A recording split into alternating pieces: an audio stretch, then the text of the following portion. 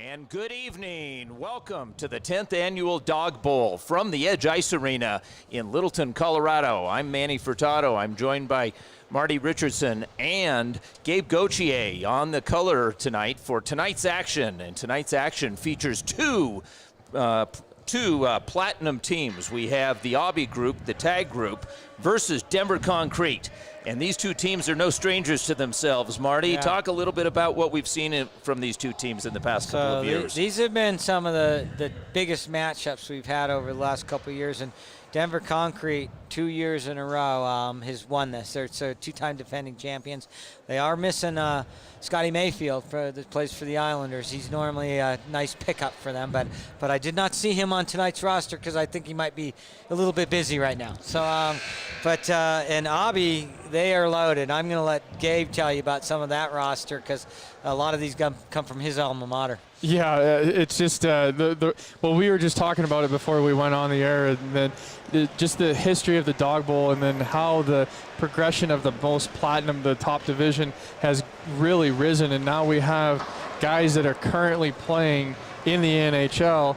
Just their teams didn't happen to be part of the 24 of the Welcome Back NHL, but just to rattle off a few names, Troy Terry, right, the new Mr. USA shootout extraordinaire, right, and then Dylan Gambrell, who plays for the Sharks organization, and then of course Will Butcher, who is the second Hobey Baker winner in Denver University history.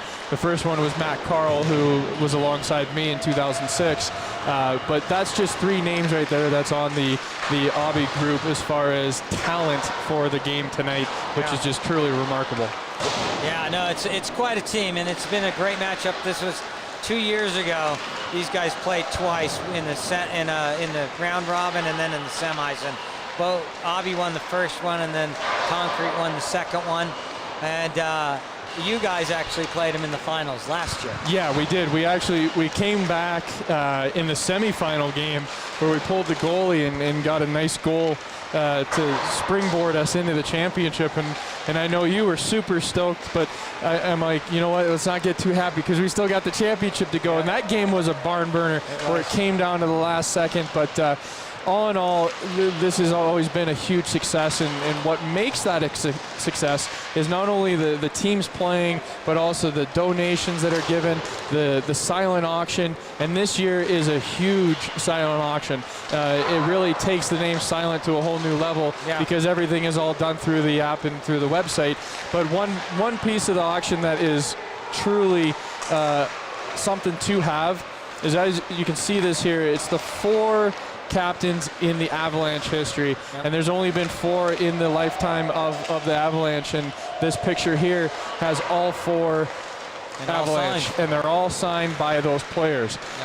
So this is a hot ticket item. It's actually number 114 on the auction, and you got to get your hands on it. So you got Sakic, Landeskog, Footy, and then also Mr. Hayduk. And we're going to have Hayduk playing in this tournament today. Now, for those of you that are watching from home, you don't have to be here to bid on the silent auction. You can bid from home right on the Dog Nation website. So yeah, there's a couple ways to do that. Go right on the site, or just text Dog Nation X, Dog Nation 10 to 76278. That's all you got to do, and you can start bidding. Yep. There's the buzzer signaling the end of the warm-up here. So we're gonna get right back to it. It should finish up here momentarily. I don't think there's any additional time that's being put on there. And we were talking about Denver Concrete. We have to give it to Michael Hankey, and what he's been able to do in putting these teams together. And you know, you mentioned Scott Mayfield, but he's got a lot of other talent on this team right now. He's got Brian Hawkinson. He's got Josiah Slavin. Josiah Slavin was tell that story last year, Marty. That's a classic story. It was a classic Dog Nation story. It was a classic. He was out on the ice actually playing against DAWG, and when he came back into the locker room, he'd missed a call, and he'd actually been drafted by the Chicago Blackhawks. while playing the dog bowl while on the ice. So pretty cool. Yeah. Pretty cool. So hopefully he's following in his brother's footsteps. Jacob Slavin, the assistant captain for the Carolina Hurricanes. So hopefully Rob and Wendy Slavin are watching tonight. If they are, we say a good hello to them. So Yeah, Yes. probably are. We can turn around and watch some action here, boys. Right on. great. We're ready to start. So let's set the stage for you here. And tonight's action is brought to you by Shaw Hockey Production. So starting out, Troy Terry in the face-off circle, and it's controlled by Denver Concrete. Quickly back up and into the center ice portion as Tyler Polson gets chase, and it's pushed aside by Evan Crowley. Crowley, the goalie, number 30, out of DU fame. Quickly back up, and it's picked up by Didier. Didier's centering feed gets deflected, and it's picked back up by Luka Savic. Luka Savic working off the wall, loses it momentarily, picks it back up, dances around the blue line, sends it right back over to Didier. Didier, cross-ice feed, looking over for Terry. Terry lost it in his skates, gathers it back in, controls it. Terry coming up and over in between the dots, takes the game's first shot, and the save is made by Ryan Ouellette, number 1. Great start for the Aubie group, and Troy Terry down there along the wall. He's actually very good off the wall, not mostly for his size, but for his hands. And you can see on that last play that he really did a great job taking the puck, feeding it, and then getting a good shot. But a nice pickup by Ouellette in the net. Picked back up by Bates. Bates is the defenseman there. Number 24, Colby Bukes. Bukes works it up the left-hand side. He sends it right into Morton. Sam Morton squares up, takes the shot. It got deflected and never got through. Coming back to Aubie. Aubie, headman fast. Pass looking for Terry. Terry couldn't control it. Coming back the other way. Terry gets a stick on his man. We got the game's first penalty. It's going against the Aubie group. Yep, it's going to go against the Aubie group. Troy Terry just got his stick caught in the Denver Concrete's player's skate, and they both look back, gonna say, oh, that was a mistake, but the officials think otherwise. And we have replays. For some reason, we're not seeing them on our screen yet, so we need a little technical assistance when we get a chance to pick that up. But we will. These replays and the whole production is from the Shaw Production Group, the Hockey Production Group.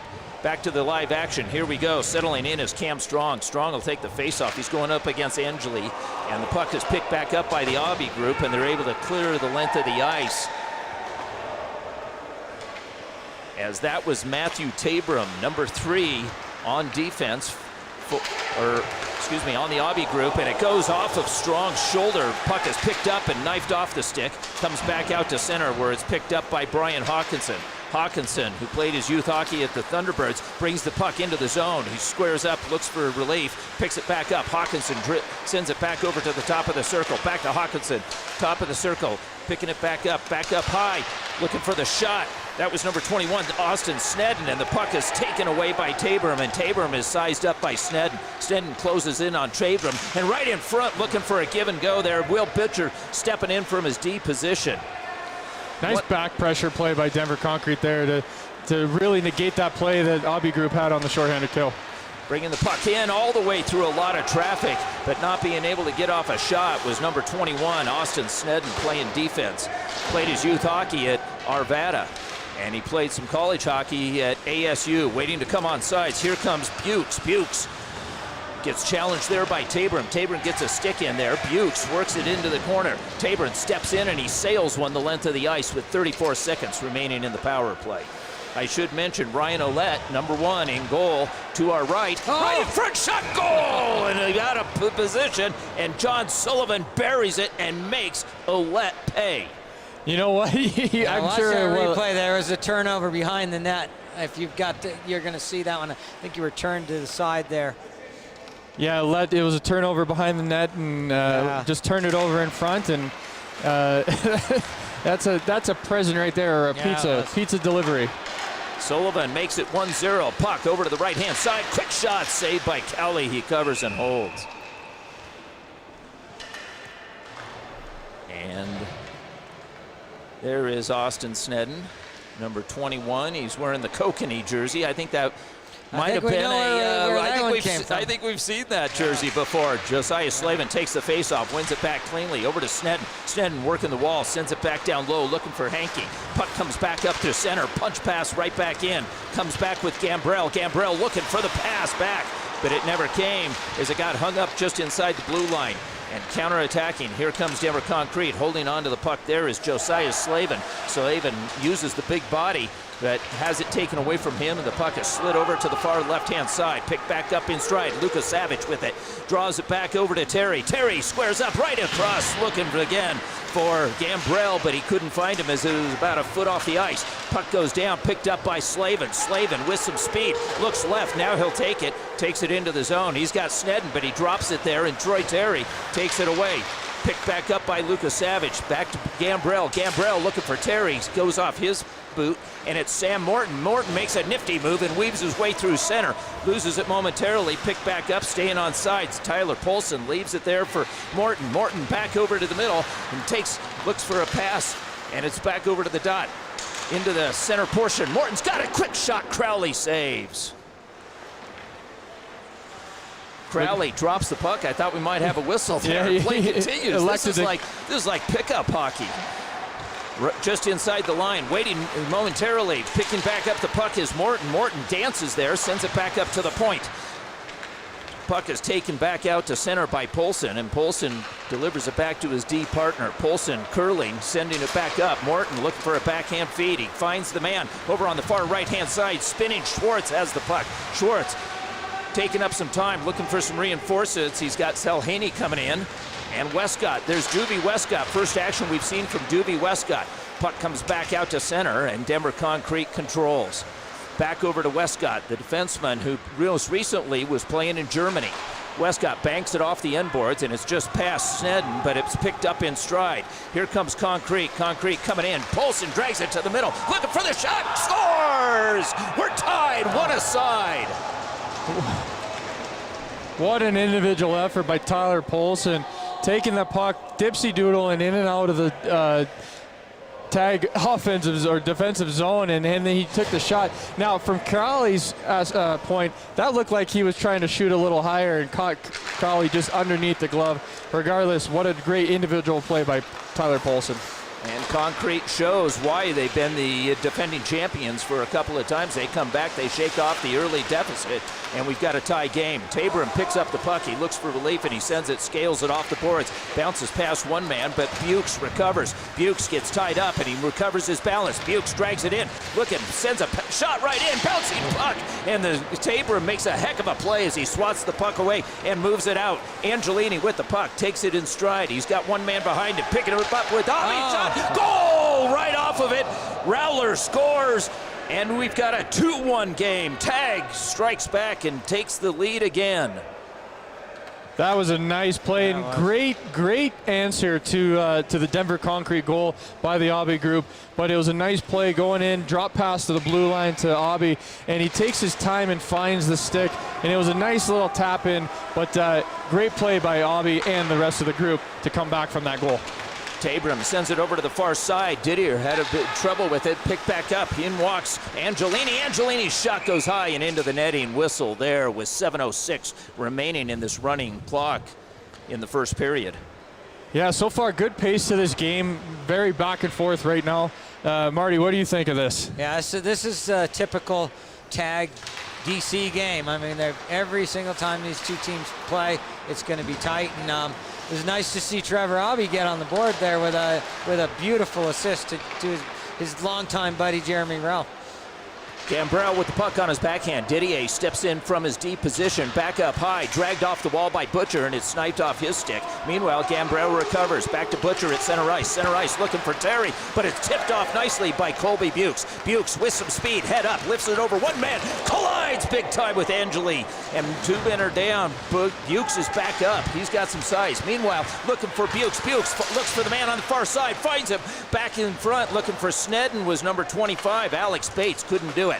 Back to the live action. Didier sends it back over to back over to Terry. Terry back to Didier. Gambrell works off the wall patiently, looks for Terry. Terry off his backhand, couldn't pick it back up. Terry looking to center it, and the puck is picked off, and Snedden goes chasing. Terry bearing down on Snedden. He's got Morton in front of him. Morton off the boot and right on the doorstep. Crowley makes the save. Nice try by Morton. It was an awkward pass coming across the crease, and you see Troy Terry coming back, not known for his defensive part of the game, but he did a great job of keeping himself in the spot that actually forced the pass across the crease to give Crowley time to come over and make that save. Sam Morton will take the face-off. He's a lefty. He's got Slavin sitting right behind him in the yellow socks, so let's see if Morton can get it to him. Right to him. Slavin drags it to the middle. Off his backhand. Takes the shot. It goes wide. Slavin tracks it down. Sends it back up to the point. Looking for Slavin one more time, but it's kicked back out, and out comes Sullivan, the goal scorer. Sullivan tracks it down over just inside the blue line, puts it in deep, and Pierce Maddie yields to him. Meanwhile, coming back the other way is Austin Snedden. I think we've got two 21s out there for Concrete. We've got 21 in a light blue jersey, and we've got him in a Kokanee jersey. In both. We'll try and pick that up. Meanwhile, back to live action. It's Trevor Obby. Obby, the captain, sends it back over. Waiting for it on the far side was Didier. Didier gets tied up there. Walks away with it. Pierce Maddie, and the puck is picked off. Here comes Concrete one more time. Coming back in is Morton. Morton with some speed finds Slavin. Slavin back to Morton. Morton curling. Peels away from traffic. He's got a Hankey coming in. Hankey can't get the handle. Meanwhile, puck comes back up to the point. Punch back down by Doobie Westcott. Rolls around over to the near side. Morton touches it, leaves it there. Bates is there.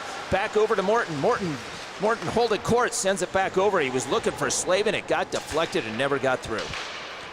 Yeah, doing a good job, and Cowley and Net's doing a nice work too. And he's actually heading out to Europe in a couple days.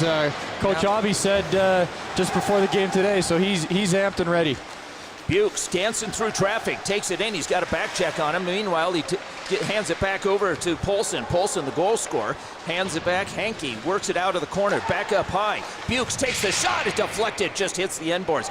Tracked by Rowler. Rowler, who's got a goal already, sends it back, and waiting for it was Morton. Morton doing battle there with Angeli, and Angeli wins the battle, sends it back over to Lucas Savage. Lucas Savage working out of a phone booth, gets it knifed off his stick, but he continues to battle.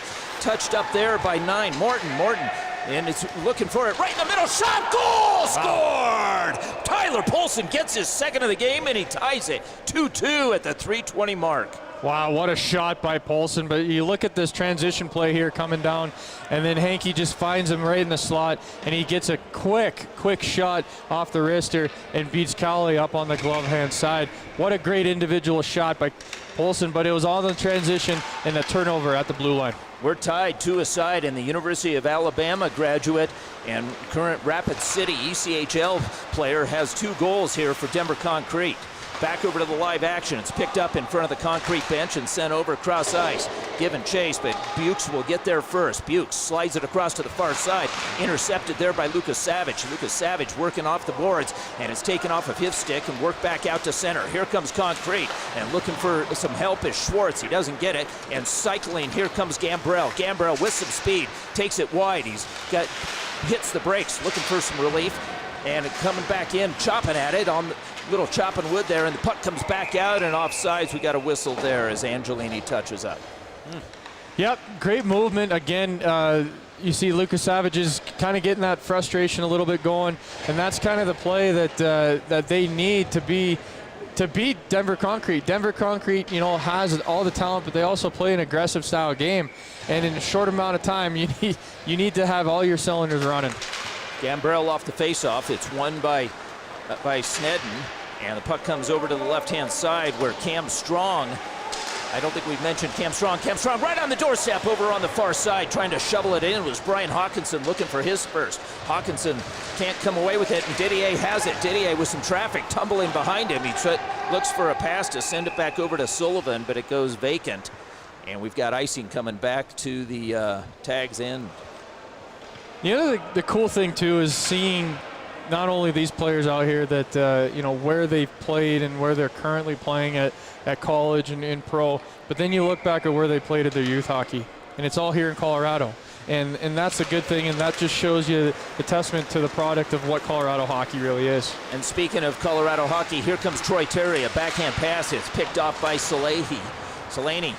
Back over behind the cage. Snedden's got it, and Snedden tries to peel it away, and it gets poked and free right in front of Ryan Ouellette, and he covers and holds.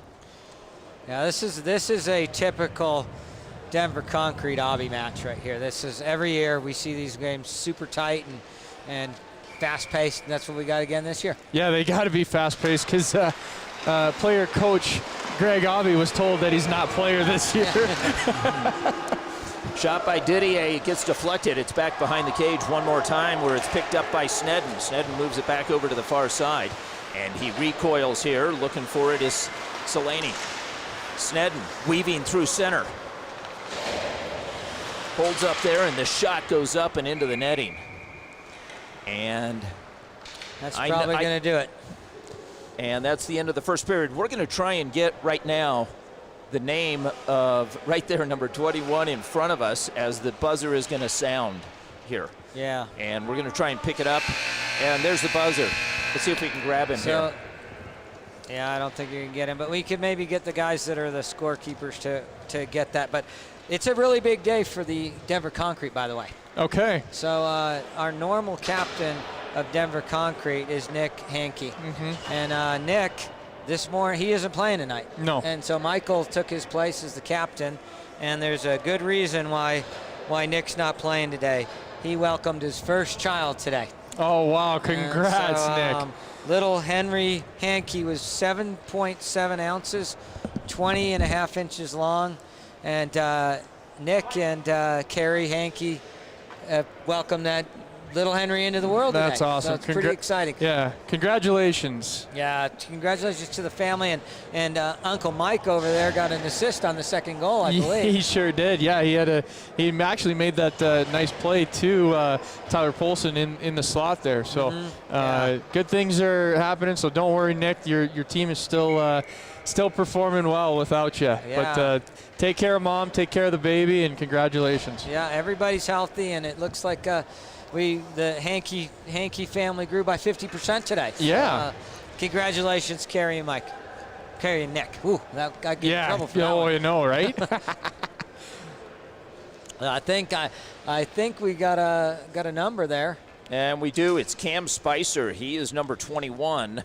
And he's 21 without the kokanee on him. Cameron Spicer. Cameron Spicer. So we've got Ryan Ouellette to our left and Evan Crowley to our right. We've got a tie game, 2-2, 15 minutes up on the board. This is a running 15. And then we have a stop 12-minute for the third period. Didier sends it far side, just in front of the tag bench. Tied up is Terry, and coming away with the puck right on the dot, takes the shot, and Ouellette comes up big. Yeah, good start to this one for the Obby group, and actually towards the end of that first period, the game kind of lulled down a bit. It was that aggression and the excitement at the start, and then the couple nice goals, but now you're starting to see the teams really playing their strategic kind of game instead of the run and gun. Off the face-off, it's retreating is the tag group, and coming in is Terry. Terry dancing on the top of the circle, takes a shot from the right-hand dot, and it's recovered back behind the cage where it's picked up by Cam Strong. Back up ice to Hawkinson. Hawkinson back to Strong. Strong to Hawkinson, takes the shot, and it's a right pad save. Loose puck in front, looking for it, and who comes away with it but Terry. Troy Terry's got number 19, Obby, with him, leaves it for Butcher, and the shot just misses.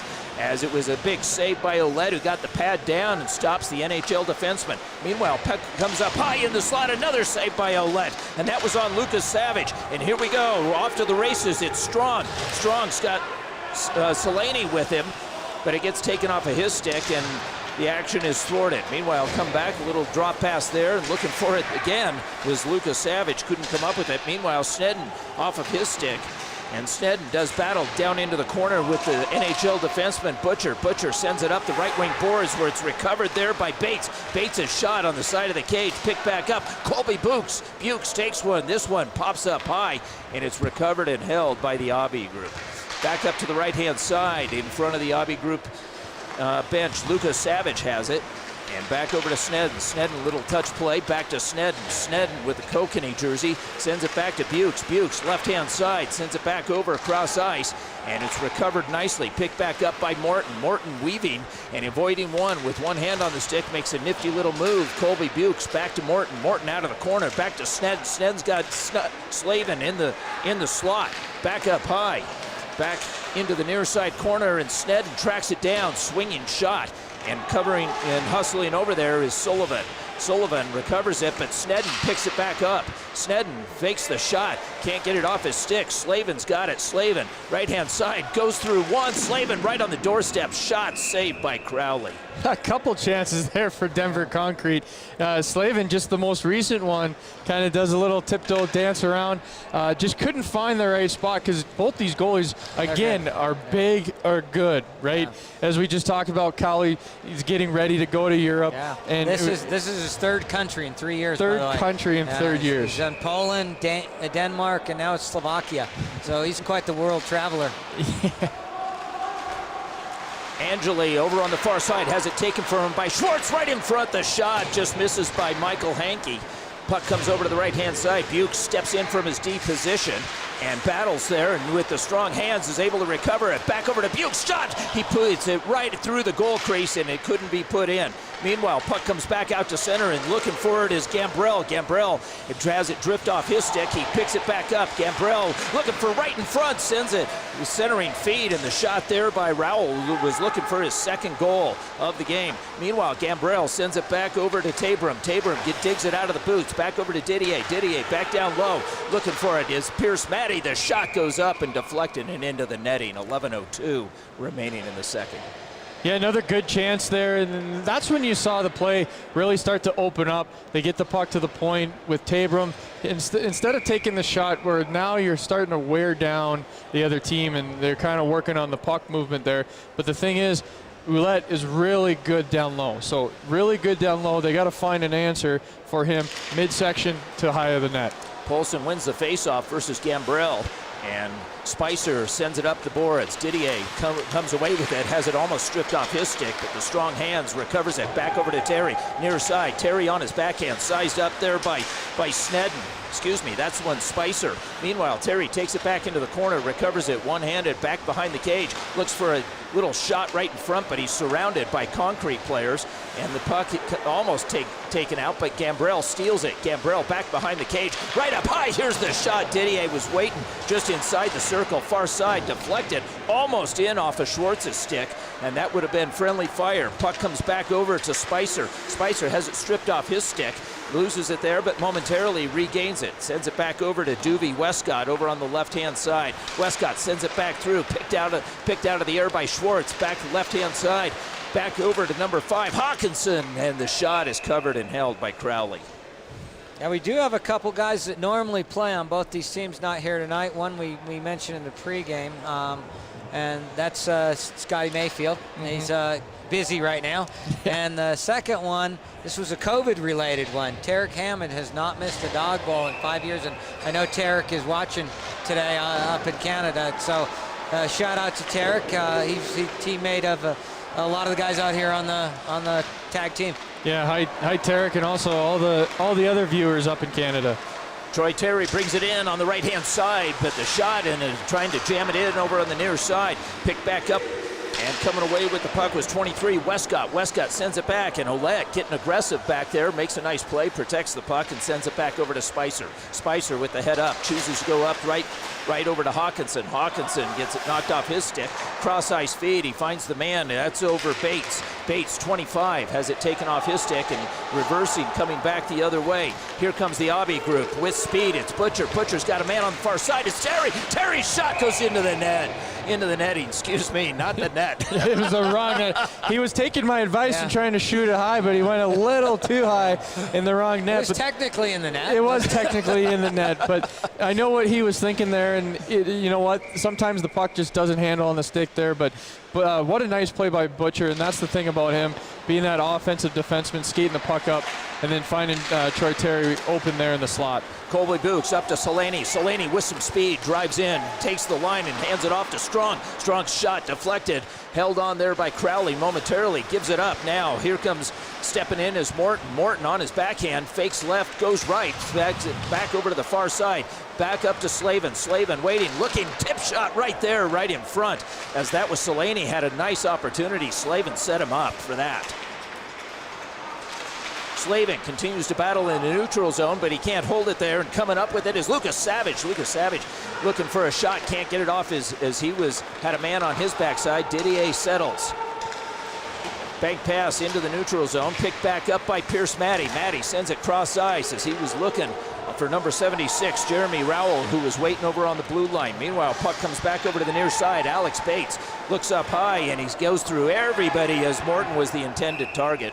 Icing coming back the other way.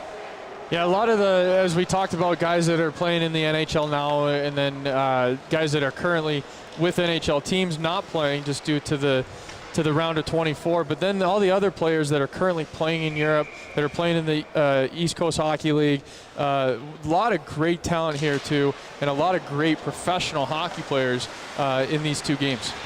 Bates over to Slavin. Slavin puts it back into the near side corner. Bukes tries to protect it, but he's got pressure on the backside, and the puck is picked back up, and it's taken by Gambrell. Gambrell right in front as he had a man right there waiting for it. That was Sullivan, number 23. Puck comes back up to the point, chopped at, put back behind, hard off the end board. Stepping in from his deep position is Tabram. Tabram keeps the puck alive as they surround Bates. Puck right in front, comes out to and touched up by one. Here's a foot race, and it's Morton left-hand side.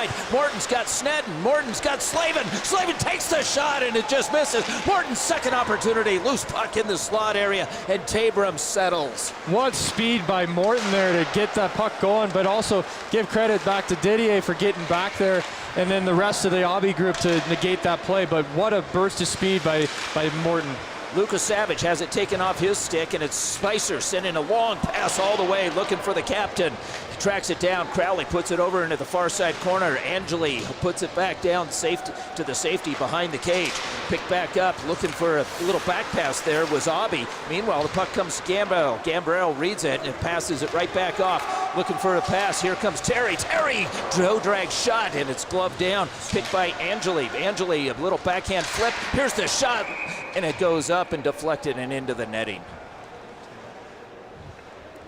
Yeah, another good shot by Troy Terry, catching Ouellette up top, and that was a good thing about a goaltender is that even though he's going down in the butterfly, he's still keeping that up top closed off by his shoulders.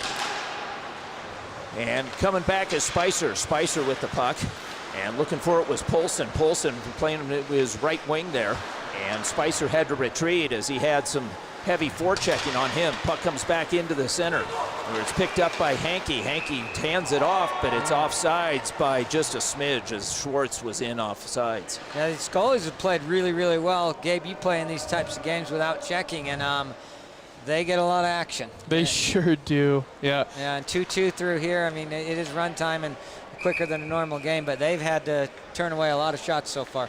Yeah, I would say if we're counting shots right now, it's probably about 15 apiece, both teams. Dancing through some traffic is Tyler Poulsen. Poulsen brings it in, and Terry picks up the loose change. Terry with Poulsen behind him, and he'll drop pass it there as he looks for Adams.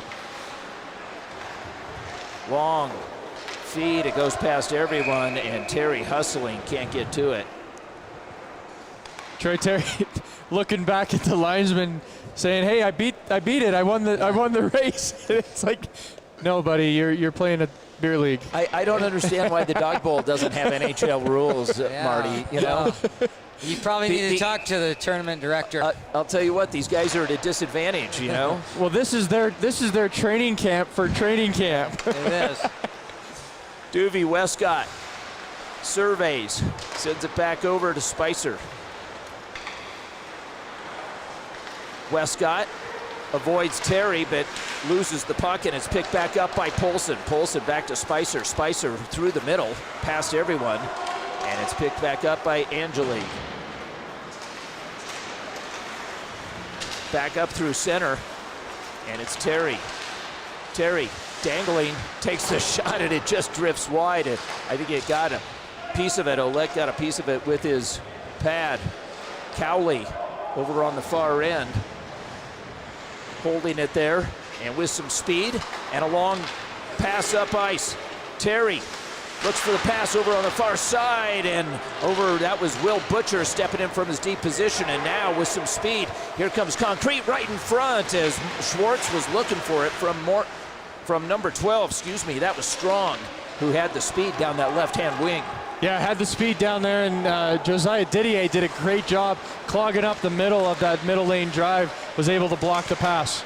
Bukes shakes his man off and sends it over to Hawkinson. Hawkinson takes the line, and it feathers a nice pass right in front as he had found Strong. Strong's twisting shot is back behind the cage and taken back out by the Abbey group. Touchdown, and it's picked right back by Lucas Savage. His shot goes wide and high. Meanwhile, it was deflected. Matty steps in, keeps the play alive where it's picked up by Hawkinson. Hawkinson reversing. Finds his man, Bates, over on the half boards, and back up high to Selaney. Selaney up to the blue line.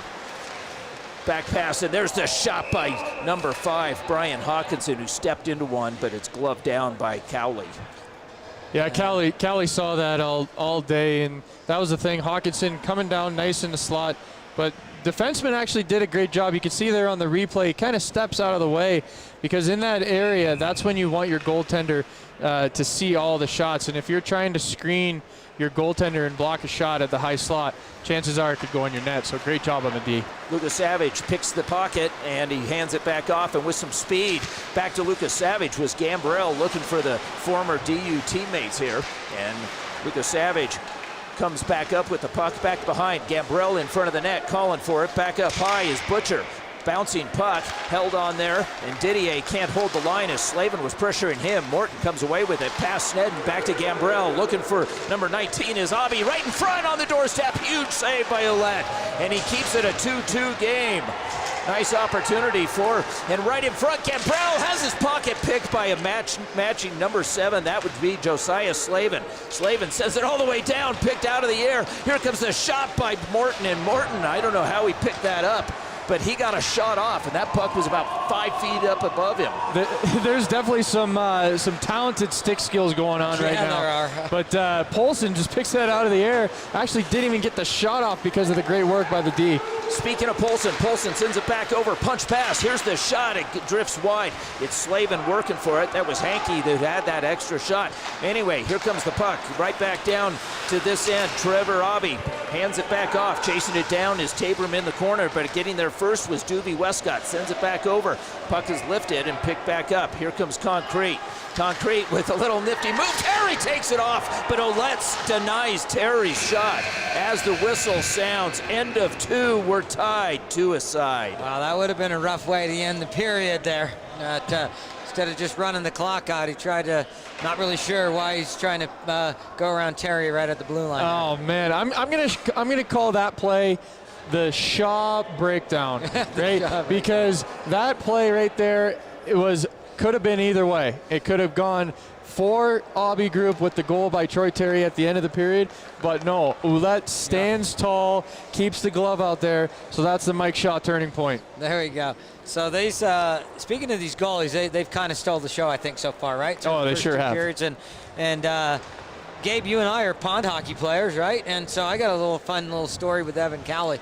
So I've been playing up at Evergreen Lake for probably 30 years. Every Saturday morning I would come up, and 15 years ago or so I used to go out there, and these little kids, they loved me. I'd like to tease them, and I'd bring signed stuff for them, and they'd all come running, skating up to me every time I showed up. And one of those little guys was a little rambunctious little red-haired kid, about 10 years old, 9, 10 years old, skate up to me and pat him on the head, and we'd play a little pond hockey. And about 12 years after that, I was at a DU game after a game, and this big 6'3" guy or whatever he is came up to me, and he goes, "You don't know who I am, do you?" and it was that same little 10-year-old at Evergreen Lake.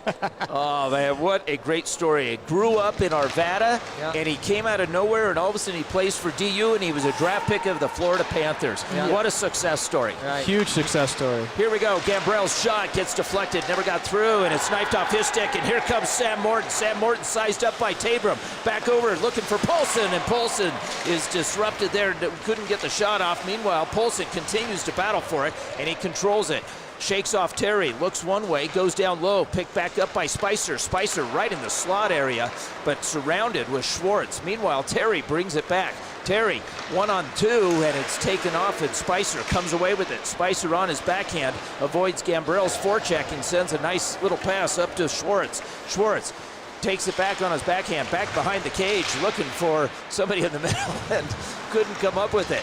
Meanwhile, puck is picked back up, and the shot or the pass right in the slot. It's Michael Hankey, and it's right in front, and Cowley covers and holds.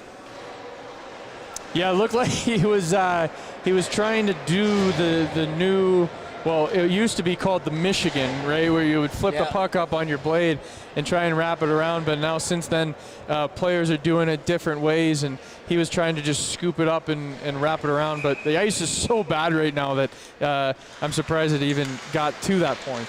Cam Strong off the faceoff, and Didier comes away with it. Didier with some speed, the big defenseman, leading the rush. Puck comes back down to Trevor Aubie, the captain. Aubie gets sized up and taken off the puck by Westcott. Westcott's got a little history there on the D line. Meanwhile, the puck comes back up. Didier controls at the point, and he sends it right back down.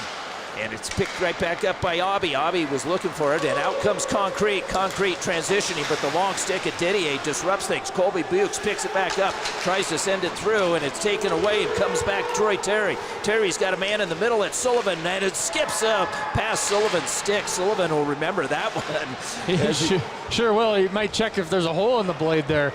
That was a nice play by Troy Terry.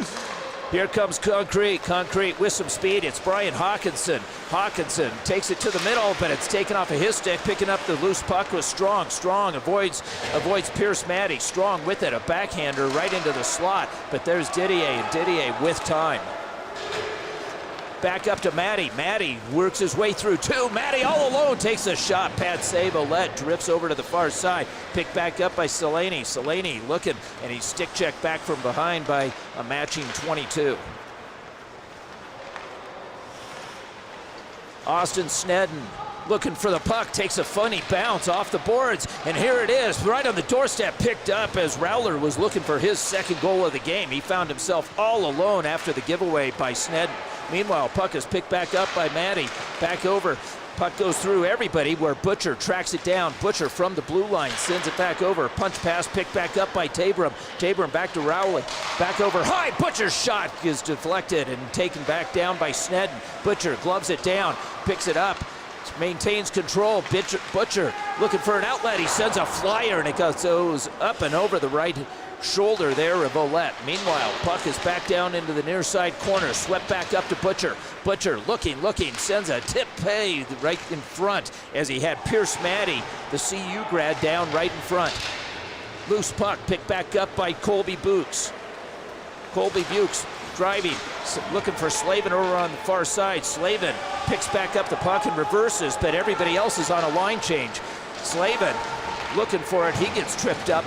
Play continues. Meanwhile, puck is fished back, and Westcott, sensing the moment, sends it back over to Slavin. Slavin back over to Poulsen. Poulsen, who's got a couple of goals, picks it up nicely, maintains possession as he's bodied up by Adams. Meanwhile, puck comes back over to Lucas Savage. Savage through center. Savage takes the blue line, a toe drag move, back over looking for Aubie. Aubie takes it down, tries to put it in front. Lucas Savage ties up his man. It's Westcott. Westcott's had enough of that. Meanwhile, it's back over to Gambrell. Gambrell looking back for Aubie, missed everything, comes back up high. Here's the shot. Adams puts it back down low. Lucas Savage working out of the corner. Savage coming up over the dot, looking, and the puck goes up and high as Ouellette waved at it with the stick.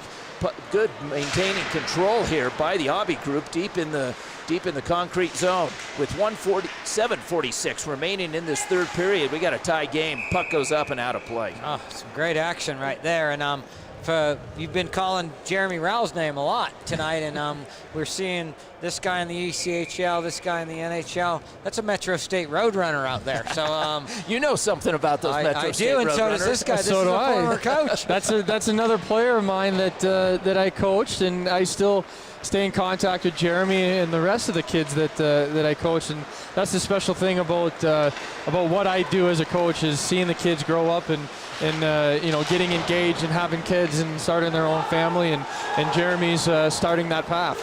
Gambrell chases it, but getting there first is Alex Bates. Alex takes some position, but Gambrell knocks him off the play. Puck is picked back up and swept back out to center. Here comes Concrete with some speed. Morton's got a man sitting behind him. It's Polson back to Morton, right in front. Shot just misses as it was covered. Bates was there, and Bates got a stick on it, but Cowley makes the save. Meanwhile, Angeli slides it back over to the left-hand side, and a long pass right on the mark. Here comes Sullivan. Sullivan's shot, and a glove save is made by Ouellette. Nice chance there by Sullivan. He didn't get everything on that, but going back to that save by Cowley, what a nice one as the puck was moving fast across the crease. And with your seeing Cowley in net there, he's standing tall, and when he has those long legs, it doesn't take much, but he got that kick over, and then the transition play out to give the chance out there. That's what the Aubie group has got to keep doing, is moving the play. Concrete controls it off the faceoff, and the pass comes back out to center. A quick little play looking for entry, but it can't.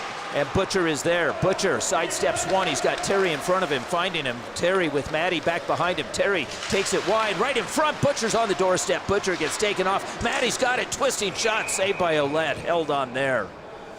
Another great chance for the Aubie group, and Will Butcher always stepping in, and that's the kind of play he is. Whether it's in an adult league game or even in an NHL game, he's very active in the play, and I know that New Jersey's very happy to have him on the back end.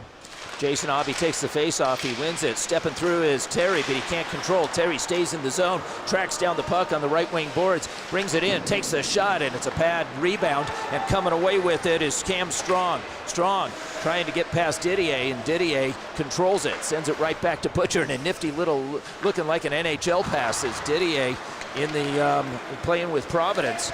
Puck comes back up to Terry. Terry enters the zone. Terry and avoids Westcott. Terry with the puck in his skates. Westcott gets enough of it and sends it back, where it's Colby Bukes with the puck. And guarding him is Jason Aubie in front of the net. Just looking out here, you can see some of the players starting to wear down. That, being off for a little bit is starting to get to them. Hankey loses it to Terry, and Terry controls. He'll settle things. So with 5:37 left in this third period, we have a tie game. Marty, who do you look for in action like this? Well, we've got to say for Aubie, Terry's creating a ton of chances. He's working really hard, and we got a 2-goal scorer over on Denver Concrete, and he might be looking for the Hattie here, huh? Definitely. Lucas Savage gets tied up with Slavin. Slavin playing for the CC Tigers. Brian Hawkinson just transferred himself from Miami of Ohio. And speaking of Miami of Ohio, here comes Aubie with a drive, and the save is made by Ouellette with the big glove. Puck maintains, and it's Slavin with the puck. Slavin avoids the forecheck, and he weaves his way through center. Here comes Slavin with a head of speed. Slavin's got Bates behind him. Slavin takes the shot. It's a riser, and I think it caught Cowley up high. Yeah, got him just right in the higher part of the chest, but nice play. Going back to Hawkinson, that family, I've known them for quite a while. Both kids played in the Tri-City Storm organization, which was the affiliation of the Las Vegas Storm organization that I coached out there. So I knew them very well. Brad Hawkinson. Got to see them, yes. Brad Hawkinson moving on. And then seeing Brian kind of work his way back up too, and going to Miami of Ohio. And now it's nice to see him here with the Tigers.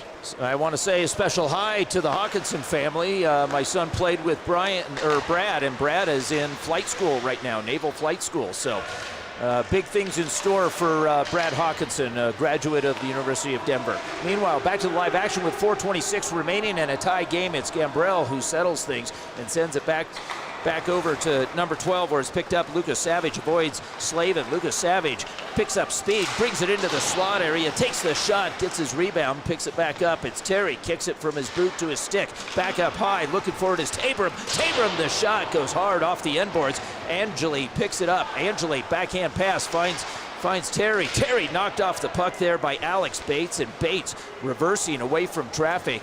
Sends it back up the right wing boards. Here comes Concrete, stymied at the red line, but coming back to pick it up is Bates. Bates looking for a centering feed, hands it off, a backhand shot, goal scored. Concrete is up, and that goal is scored, and it's a hat trick for Tyler Polson. 3-2 Concrete. Well, Marty, you called it, but Bates makes a nice play. He's going down in the zone and elects to hold up and find Polson as he's coming in late. Polson gets it, bobbling puck, but he goes left to right, beats Cowley on the blocker side for that hat trick. That's a goal scorer right there. That's not easy to do even at this level, to get that kind of elevation on your backhand when it's bouncing, for sure. You know that as well as anyone. Absolutely. Marty routinely does that in our men's league, but that's another story. Meanwhile, back to the live action. Austin Schwartz with some speed. Schwartz drop pass there, looking for Bukes. Bukes slides it through the goal mouth. Meanwhile, it comes up hot. Here comes Terry.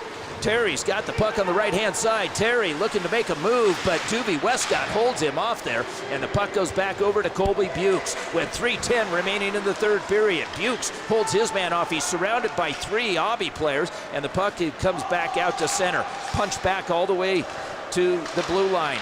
Terry and Didier now with some speed. Didier brings it in. He avoids Martin, sends it right in front. Gabriel's shot is deflected. Didier gloves it back down. Didier sensing it, and it's kicked almost out by Hankey. Meanwhile, puck comes back over to the side, back behind the cage, where it's picked up by Lucas Savage. Lucas Savage with 2:40 remaining in the game and a 1-goal deficit. Sends it back up. Didier's shot drive, and it goes wide. Puck comes back over to Tyler Polson, who's got the hat trick. Polson brings it back in. Polson, the rest of the team is taking a line change. Polson takes some time off the clock. Lucas Savage with 2:22 remaining with some presence now. He'll hand it off. Picked back up by Butcher. Butcher makes one move, can't make two as he gets tied up there, and a nice play by Michael Hankey. Yeah, Denver Concrete's actually doing a real good job now maintaining and sustaining the pressure coming in from the Obby group. You know, Butcher trying to carry the puck in, and all they're doing is just keeping it steady. Terry all the way at the blue line has his pocket picked by Alex Bates. Sent back over to the far side, picked up by Selaney. Selaney coming away with it. Selaney's got a man. He finds him. It's strong streaking. He's got Hankey right in front. The captain can't connect. And they're coming back the other way. The transition comes over, picked back up by Terry. Terry enters the blue line. He's got Pierce Matty in front of him, drops it for Butcher. Butcher alongside, back to Terry. Terry behind the cage. He's got a man right in the middle looking for him. It was Obby. Terry hangs on to it. He's circling. Terry, patented move, and the puck is cleared and iced by Denver Concrete with 1:24 remaining. Yeah, I think they'll take that ice for sure. And, you know, in the rules, you can change on an icing in the adult league, where in the professional ranks you can't, and where now you'll see fresh legs coming out for both teams, and then we may even see a goaltender exit the net here. But prior to, or actually before we get to that, timeout called. So, Marty, what do you think the Obby group's going to be talking about right now? Well, I think Greg's kind of, he's going back and forth whether he's going to take the goalie out, and I'm pretty sure he is, because I could see Evan just sat down. So he's putting out his big guns. We got some NHL guys on that ice right now. Let's set the stage for you. We've got Dylan Gambrell, number 7. We have Lucas Savage. Obby is out there. Number 3 is Tabram. And over on the far side is Troy Terry. Terry right on top of the dot. And Butcher is up high at the left point. Puck is down 1. Butcher holds it there. Butcher back over to Obby. Obby surveys into Terry. Back over looking for Butcher, Terry on the wall, makes a nice move, and back to Butcher. Butcher holds it, and it's deflected by Slavin. Slavin got his boot in the way. Meanwhile, the puck is cleared back out. Tabram sends it back over to Butcher. Butcher with some speed and the head up. Takes it back through center. Back over to the right-hand side. It's Tabram. Tabram's shot on the doorstep. Battling away. Chiseling there is Butcher. Butcher can't come up with it. Slavin with the stick. Sends it up. Gambrell holds the line. Slides it back over to the far side. Here's the shot. It gets deflected again. 47 seconds remaining in this third period. Down by a goal. The Obby group is desperate. Terry toe drag. Taken down by Slavin. Oh, man. It's going to get good here. First off, 2 block shots by Denver Concrete, one by Josiah Slave and the other one by Hawkinson, and the bench was just going crazy over that. But you can see that these two teams are in it, and this is a heated game. But now Denver Concrete, key to this right now, they got to win the face-off and clear the puck. 6-on-4, here we go. Puck is down, 34 seconds remaining. Puck is in the corner, trying to work it back up off the board. Send over to Didier. Didier back over to Butcher. Butcher looks for the man over on the sideboards. It's Terry. Terry looks for a quick swing pass right through the center. Misses everybody. 24 seconds remaining. And gentlemen, that was the first penalty of the game. Wow. And what a time for it. Hawkinson steps in with an empty net in front of him, sliding, but it's picked back up to Butcher. Butcher leaves it there, and with 12 seconds remaining, here's the last rush. Lucas Savage with it, sends it over to Gambrell. Gambrell almost takes it off of his stick. Loose puck right in front. Didier shot, chiseling away and can't put it in. 3.7 seconds remaining. Nice job by Ouellette, and what he did great there was he saw that Didier was jumping into the play, and it was an in-close tight spot, so he actually came out, increased the angle to force Didier to shoot it in his chest. 3.7 seconds remaining. Terry takes the sharp angle shot, bounces off the sideboards. That's gonna do it. Denver Concrete wins 3-2. Gentlemen, what a game. It was back and forth. It started off strong. We had a little bit of a lull there towards the end, but huge credit to Mr. Tyler Polson, the goal scorer for Denver Concrete, the only goal scorer for Denver Concrete with the hat trick. But great game by both teams, both netminders, and this is just one game to kind of set the stage for the rest of the weekend and what to expect from the Platinum Division. Yeah. What happens here is the top 4 teams will play in the semis, so they've dug themselves a little bit of a hole here, but they win one game tomorrow and they're in the semis. So they're certainly not out of it by any means, but Denver Concrete's put themselves in a really great spot right now. Yeah, they sure did, and that's the thing about the tournament format, where it's pretty much every game is a must-win, but there is a slim chance that you could get to the medal rounds should certain things happen. But what a great game. Came down to the end there. Tyler Polson again stepping up big with another goal, and great game. And I know we have another one that's coming up after this that is just going to be just as exciting. But we'll take a break. We can keep going. Continue. I think we've got a player of the game coming up. Yeah, and we're actually rather than player of the game, we've already decided. Oh, that's right. The Obby group, both these teams on the other end of this, these are both major. We turn around here. We're gonna go back to our normal. Yes. And back facing the camera here, and these are both Denver Concrete and the Obby group are our sponsors, DAWG Nation. And that's really what this is all about. We're raising money to help families in need. We just saw an amazing hockey game, but shows you the quality of this tournament. That team had 3 NHL players on. And Didier isn't far behind. Right, and did not win. So that tells you the level of this tournament. And those guys, you can't tell me they were coasting. No. They weren't coasting. And not only to that point, Marty, but to the point where some of them weren't even on the score sheet, where you would think that, they're playing in the NHL and they're playing against other guys that, it's an expectation that you should get that. But it just shows you how the parity of hockey is, and then to be that top level player, you have certain little things that other players don't. Yeah. And then when you come into this mixture, there's so many good hockey players that know how to play the game. And think of the difference between a really good college player and a pro player. I mean, it is, you razor thin. You look at that difference, and these guys are out here on the same ice with them. Yeah. And they were challenged. Terry had a couple of opportunities there where he was driving in and he was forced wide. Right. And what a great play and what a thrill, I think, for these players to play against that level of competition. Yeah. You take that away from you from a game like this, and boy, what a thrill. Gabe, you played some great games with a lot of these guys, and you've played against some fantastic talent. What's it like when you're out there playing a game like that? How does it lift you up? It's fun because you're playing. One, you're playing for the overall cause of what the tournament is, but two, there's really no pressure. Right? You're playing with other friends, and then it gets a little bit of competition and heated towards the end, kind of like in close games like this. But the coolest thing about it is to say, 5-10 years from now, is I got to play with Troy Terry in this game, or I get to play against Gabe Goche. I get to play. I even made a post the other day with Jan Heda. I get to play alongside Jan Heda and Milan Hajduk. So it's little things like that make the game fun, that make coming out to this rink and enjoying the time playing on the ice, win or lose, it's still a great experience because of all the talent that we have mixed in with all these teams. Yeah, I got to say the other part of this is we've thanked Mike and Suzanne a lot, and we should continue to thank them with Shaw Hockey Productions. I've been getting texts all weekend long about this is just over the top. My son-in-law Trevor, who a lot of people in Dog Nation know because of all the hard work he puts in, and down in Colorado Springs, he texts me, freaking awesome, dude.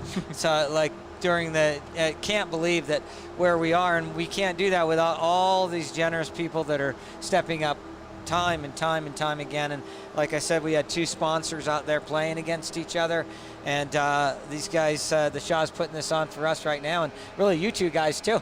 So what do you guys think of this? Well, you know what? Just as I'm sure the players love playing against Troy Terry and Butcher, I kind of like calling those names. How about you, Gabe? And speaking of which, we're gonna grab a couple headsets here, and we're gonna take yours, James, and we're gonna add in the two obbies over here. So thank you, Mike, Greg, if you want to go around that side over here, and Trevor right next to me here, and you're going to you go around that side too, because you don't want to wreck your skates there.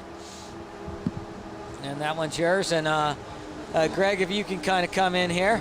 You can sit down and I'll pull you. Yeah, there we go. Oh, look at that. Sliding right in there. So we were talking about sponsors, and we cannot do Dog Nation without sponsors, and certainly not at the level that we've been able to do this, Gabe. And this is father-son combo right here. This is Greg Obby and Trevor Obby, and Greg didn't get to play this year. He's a COVID survivor, so he could have played our survivor game this year. And but this is truly what this is all about. When we first started Dog Nation, it wasn't even 2 months old, and we were putting a tournament on the very first Dog Bowl. I didn't even know you yet, and we needed insurance, and someone on our board said, you got to go see my insurance guy. His name's Greg Obby, and we rolled in there with really nothing. And since then, this has become our #1 sponsor year after year after year. And Greg, can you tell us what attracted you to this? Well, first thing that attracted me was your passion and your excitement about it. Obviously, it's hockey, and it's close to our heart, so that was one of the things. But your passion was exciting, and obviously for a good cause and moving the thing forward. So it was very easy to get on board and help out, and we're very excited as a corporation or company to be involved. And can't thank you enough for everything you do. And this tournament's phenomenal. The golf tournament's great. Everything you do is first class, and we're very excited to be part of it. Thank you. Tell about the game a little bit. Yeah, it was a little rough one at the end there. Close game all around. Great team we played against. Thought we could have buried one at the end there, but great game, great cause, and love being out there. Yeah, well, we enjoyed you, number 19, sliding one over to Jeremy Ralph for a tip in there, and so we got all these NHL guys, and we were talking to guys playing in Europe, and we've got a club player from Miami, Ohio, hitting a Metro State Roadrunner on the back door. So how about that? Yeah, not bad, not bad. I saw him at the last minute and fed him, and it was a good goal. Yeah, it was a great goal. Yeah, no, it was a good goal, and I know a lot of you guys have fun out there, and it's good to see you because I've known you since you were just a little pup, you know, and that's the cool thing about hockey and staying involved, and now we get to play against each other and sometimes with each other, but no, it was great to see you out there again. Well, thank you guys. We're going to move on. We've got a couple of NHLers to chat with, but thank you so much for all the support, and we're going to see you guys all weekend long. Thanks, Marty. Good job, Gabe. Good to see you. Thanks, guys. Thanks. All right, we got a couple of NHL guys coming over here right now, and they're trying to talk to a pretty lady, so it could be hard to get them away from her here. So this is Will Butcher and Troy Terry coming on over, and we need 2 chairs probably this time, huh? Oh, they got skate guards on. These guys got skate guards on, so that's a little better.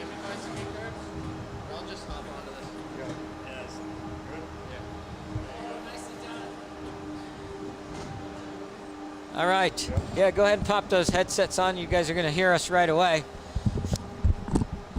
So this is Will Butcher right next to me of the New Jersey Devils, and Troy Terry on the end of the Anaheim Ducks, and they were just they're part of the tag team. These guys have been, Troy, how many years have you been playing this tournament? I believe this is my 5th now. 5th year, yeah. Wow. And I know, Will, you've played a few. I think you missed last year, but you had a couple before that, right? Correct. Yeah, so kind of tell us a little bit. You guys are NHL players.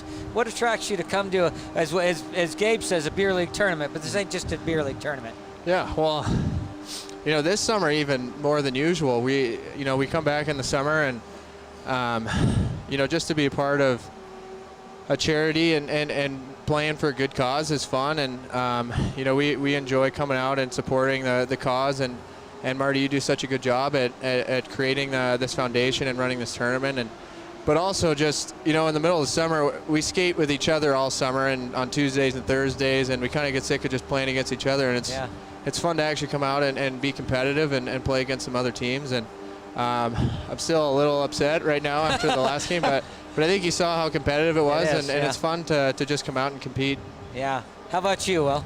Yeah, same. I think the biggest thing is just coming out, competing, playing hockey, the game that we love, and doing it for a great cause. And when you can come out here and see just the type of community that comes out and still support this, even with everything going on in the world right now, it's pretty special to be a part of that.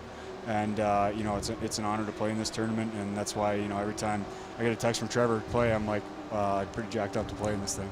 Wow, that's great news, right? Yeah, it's a lot of fun, and I know the biggest thing too is the guys that you're playing with, right? When we were kids and younger and playing with other guys that we look up to, and then get to play on the same line with them, I know they feel the same thing. So, how do you change or even just keep how you are, your composure when you're playing with other kids that are looking up to you as a role model?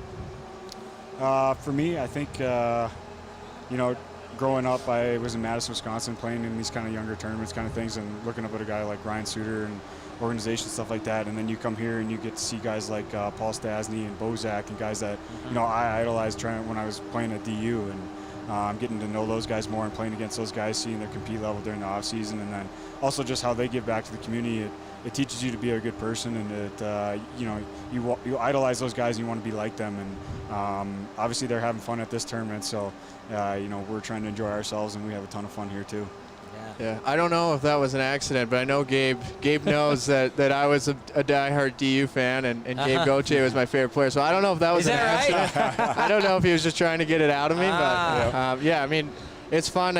Obviously, guys like Gabe and in Colorado growing up, I looked up to Joe Sakic, and it seems like a long time ago, and then when you're actually playing at that level, and you kind of have to take a step back and realize that kids are viewing you the way that I used to view guys like that, and so it's an honor, and I think it's something that me and Butchie for sure take into consideration and love to be a role model for young kids. Yeah, we could kind of see that because Gabe was number 9. And you're wearing number 9. There we go. And of course, the most famous number 8 in Dog Nation There we go. is me. So, Yeah, there we go. so Absolutely. clearly, it's no surprise that you guys are wearing 8 and 9 tonight, right? 9 and 8. Yeah. Our 2 idols up doing this interview, asking us who our idols are. There we go. So thank you guys for stepping up and coming over here. The way this format's set up, really, it's a setback early, but 1 win and you're in the semis. So Okay. so you guys kind of got a must win on Saturday. No, we knew the stakes before you told us that. We were looking up mathematics before we came up There here. we go. I'm talking to some two DU guys here. As soon as the buzzer ended, I was just doing it in my head, like, what do we need to do to get in? Yeah. Well, thank you guys. We're going to see you guys all weekend long, and guys like you have created such a buzz for this organization. And even in the 5 years that you guys have been part of it, you've had to see this thing just take off. And this year, I think we're at a completely different level, COVID or not. So screw COVID. We're gonna show the world that we're gonna grow no matter what. Exactly. Yeah. It's awesome how much it's grown, but it's also gotten considerabely harder to win since my first year. Yes, it has. It's awesome it's growing, but at the same time, I want to win. So. Well, thank you guys. I really appreciate it. Thank you. We're going to see Will. you guys all you. weekend long. Thanks, Troy. Good talking to you Good guys. to see you guys. All right, that was Troy Terry of the Anaheim Ducks and Will Butcher of the New Jersey Devils joining us. Once again, just it's awe. Right? It's an awe-inspiring moment to have the former NHL guys, the current NHL guys, the future NHL guys, where there's some kids that are playing in this Dog Bowl that we could potentially see in a National Hockey League sweater. I got to tell you that one of the big takeaways for me, honestly, is we have NHL guys right here, and he was upset that they lost. Yes. And so that wasn't that, let's take our foot off the gas and we can't really do this. Yeah. We don't really want to. They wanted to win. Yeah, this is a huge competitive tournament, and I'm the same way. Even though it is for charity, that's why we got to that level. That's why they're playing at that level, is to have that competitive nature, that competitive edge. And win or lose, whether it's an exhibition game, a charity game, even just playing out in the street with the guys, it's that competitive nature that really breeds professional hockey players and professional athletes, and you can see it right there that just the demeanor and also the language. So, we're upset. You know, we're upset we lost. You know? And that level, like we mentioned a little bit earlier to these guys, that they have that kind of talent, and you still don't win. You still don't win, no. Yeah, if you look at our roster, Yep. if you looked at that roster and you think it's a beer league tournament, our roster being the one that you and I have put together, right, you'd say, oh man, they're going to just walk through every game. I don't think that's going to. I mean, you're just going to walk through this thing, but that's not how this works. Yeah, no, and that's the thing is, on paper, when we were looking at the two rosters between the TAG group and Denver Concrete, we were thinking that TAG was going to take it, just based on paper of the talent. But then you could see that, that's the thing about the sport of hockey is the separation between levels is so minute. We got the player of the game here. Speaking of pressure and minute, this guy was ridiculous tonight. Come on, Tyler. Here we go. Wow. Hold on, do you Tyler, want to take a the quick little handshake there. Yeah, Nice work. Can you hear us all right? Yeah, I can hear you guys great. Yeah, nice to meet you, man. Pleasure to meet you. You take that hat off, throw it on the ice. No, I'm messing with it. Yeah. So tell them about who called this. Yeah, so Tyler, we're sitting there. There was a short break, and we were talking what needs to be done. And I said Denver Concrete really needs to, keep the pressure going, and they need to find an answer. And then he goes, well, this is going to come down to, I think, Polson, because he's already got 2 and he's due for the hat trick. Yeah. And sure enough, it was 20 seconds later, you come down in the slot there, and nice little backhand over the blocker to complete the hat trick. So walk us through a couple, actually the first 2 goals, because the third one was so fresh in our memory. The first one, I think we were down 1-0, and I was coming down this left side here, and I saw 3 guys in front of me. I'm like, okay, let's just try something fun and see if it'll work out.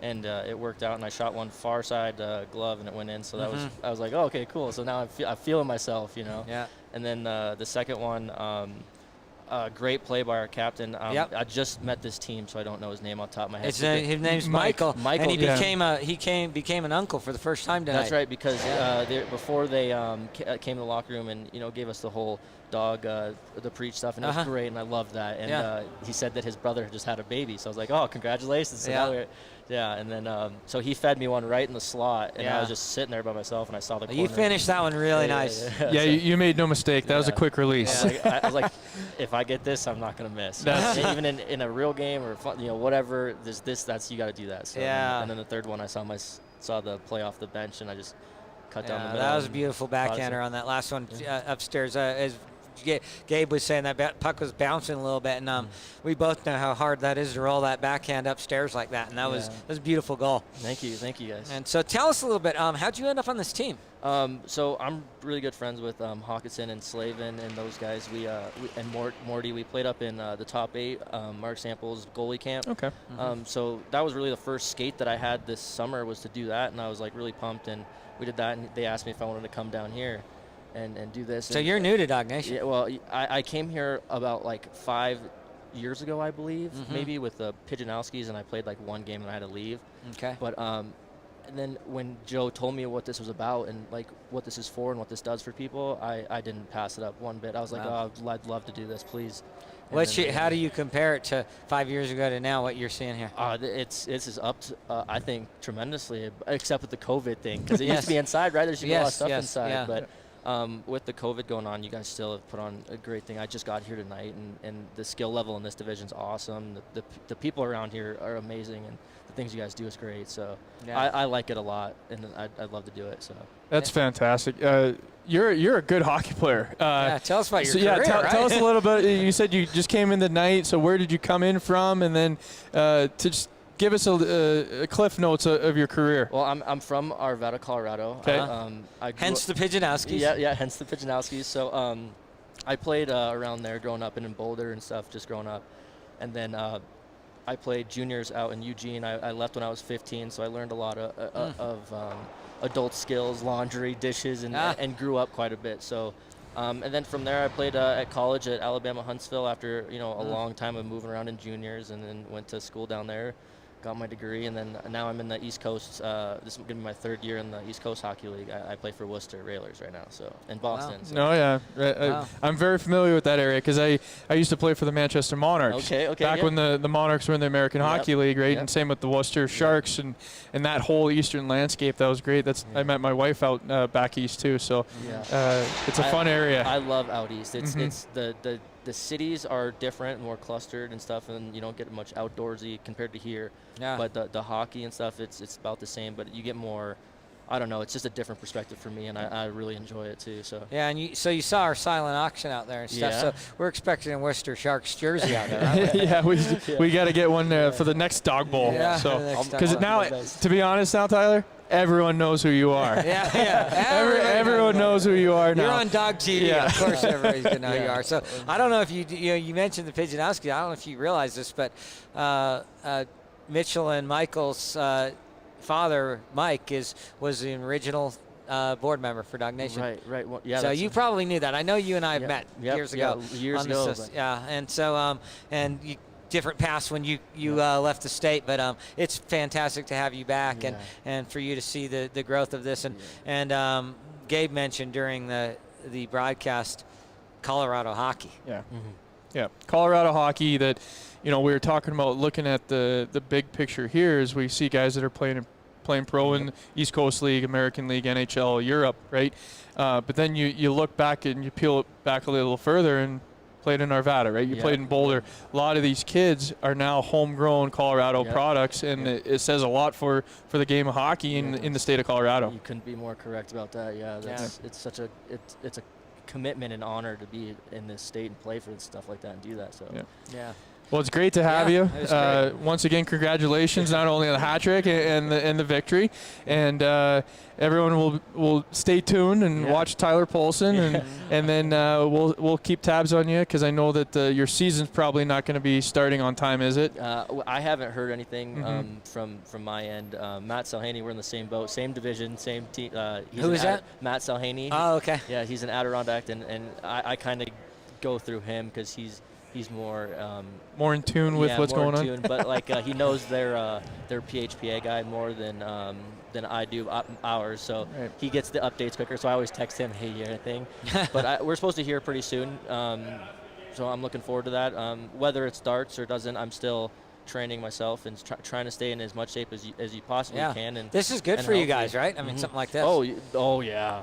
Especially not being able to, you can find ice around here and rent it. And that stuff like level's but up there, boy. But you can't really ever practice or train yourself like, going out there and doing stuff like that. So that's a different atmosphere, so it's great. But Yeah, I don't know if you saw some of the other names. Gabe's on the Top Dogs roster, and Milan Hajduk's even playing this tournament. Yep. And this is the first time that he has not been in the Czech Republic ever in the summer. Okay. Ever. So Hasn't been allowed to travel out. Yeah. Okay. Yeah. So here we go. We literally have a guy with his jersey hanging in the rafters going to be Gabe's teammate. So, Yeah, Hall of so Fame. that's even cool for you, right? Exactly. Yeah, it's like a captain, and then who knows if it's a Hall of Fame talk or something like that. But at least Colorado Hockey Hall of Fame and Avalanche Hall of Fame, and to have his number retired, and along with other ones too. And he picked up a late addition, Derek Armstrong, and Derek Armstrong. Yep. I don't know if you know, he used to coach in Boulder. Yep. Right. But him and I played together in L.A. And then he ended up coaching me for the Cutthroats. So when I finished playing my last season of playing in the Central League with the Denver Cutthroats, he was our coach. Yeah. And now it's coming around full circle. That's the beauty of the hocky world. Yeah, it's crazy how close the people stay, no matter and close you get, and how as friends you get. It doesn't matter whether you've been coached or coaching. It's like you stick around and you stay in touch with each other. So it's absolutely such a good community. Yeah, it is a great community. Well, thank you very much, Tyler. Congrats on a beautiful game there, and we were impressed. Yes. And so good luck in the rest of the tournament, and all of your games are going to be live streamed. So. Do your social media, let your Adirondack buddies know that you're on TV in the middle of summer playing hockey, and it's and spread the word of Dog Nation, right? Yeah. Yes, absolutely. Spread Dog Nation, and the more the merrier, right? Because then we can blow this up and now have your teammates coming in from Worcester and coming in from all over the place, right? And then we can have an extreme platinum division, right? And it just continues to build from there. So once again, thank you for being a participant in the tournament, for jumping on board with Dog Nation, and then also thank you for a good game. It was easy to call. Thank you very much. Yeah, thank you. Good luck. We'll see you around this weekend. Yeah, thanks again, man. Pleasure. It's been an honor. Thank you. Yeah, thank you. Will this be on TV so I can? It show my is. parents? Yeah, you so will. I can It's go back and watch you it. can. You can even say hi to him right now. Yeah. Hi, Mom. Hi, Dad. Yeah, it's going to be dognation.org. Okay. And there's a button right at the top that says Shaw Hockey. Click on that, and it'll give you a drop down of all the games, including this one. Wow. So you can archive it and all that. Yeah. And so This is one that you want to keep, I think. Yes. This is just the whole thing. I'd like to keep, everything I can with it and save it on the iPad and the computer, and just have every this, because this is an unbelievable experience. Yes. Thank you. So That's great to hear. Thanks, Tyler. Yeah, have a good one. All right, have a great weekend. So we're James is going to be back here pretty quick with getting the rest of the getting ready for game two. Game two of the Platinum. Yeah. So that was Tyler Polson. Everyone. He was player of the game for Denver Concrete with 3 goals in there. Pretty easy decision on that. Pretty easy decision, especially on a 3-2 win. But we have another game coming up. It's the Vigilantes against MTech. Yeah. So it should be a very interesting game. More players within the professional ranks on both rosters, and also some local kids too. So it's good to see. What we'll do now is just take a quick break, and then we'll come back here live action with the Vigilantes and MTech. You're watching Shaw Hockey Productions. Gabe Goche, Manny Furtado, and Marty Richardson. See you soon.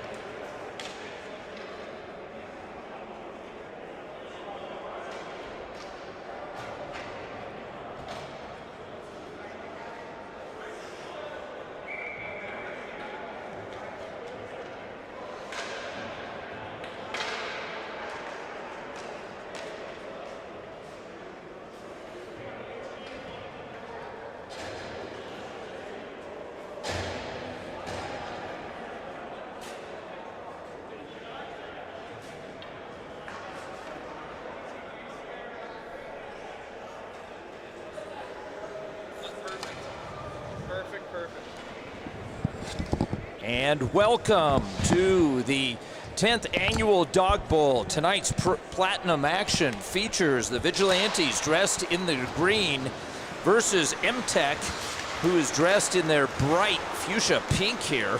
And we're off to a quick start, and the first shot of the game goes wide. In goal for the MTech is Austin Shaw, and on the opposite side is Kyle Plants, number 29 for the Vigilantes. I'm Manny Furtado for Shaw Hockey Productions, and I'm joined by Gabe Gauthier, along with Marty Richardson, the director of DAWG Nation. So welcome, gentlemen, to this game.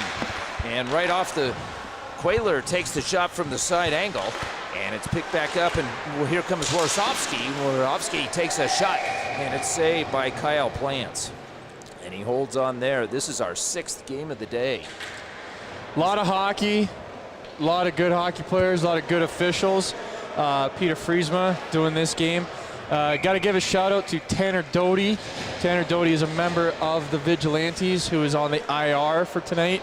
Had a hip surgery, so Tanner, heal up, and I know your team's waiting for you, buddy. He's listening, I believe, right, or watching? Yeah, he's watching. He's watching and listening.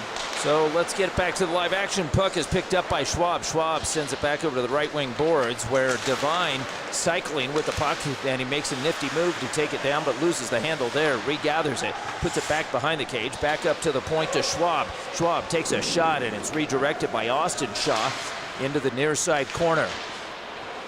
Loose puck is picked up by Tom May, the former DU grad. May brings it into the zone where he's sized up by Schwab, puts it over to the far side, and it's picked off. Coming back the other way is Charles Stewart. Stewart all alone with some time takes a shot, and Shaw deflects it up and into the netting. Nice try there right at the start with the Vigilante. Shaw actually gets the puck, trips down, but then regains his footing. And Tom May, yes, a former DU pioneer. Actually, he was my roommate in college my senior year. Really? Yeah, Tom May was my roommate. We lived He was in your apartments. teammate last year at the Dog Bowl. Yes, he was, and now he's switched teams. He has, yeah, he has.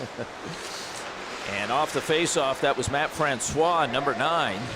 And it's taken by Caleb Schwab. Schwab delivers it back over to Charlie Kiefer, right-hand side. Here comes Pober, and the shot is deflected and up and into the netting.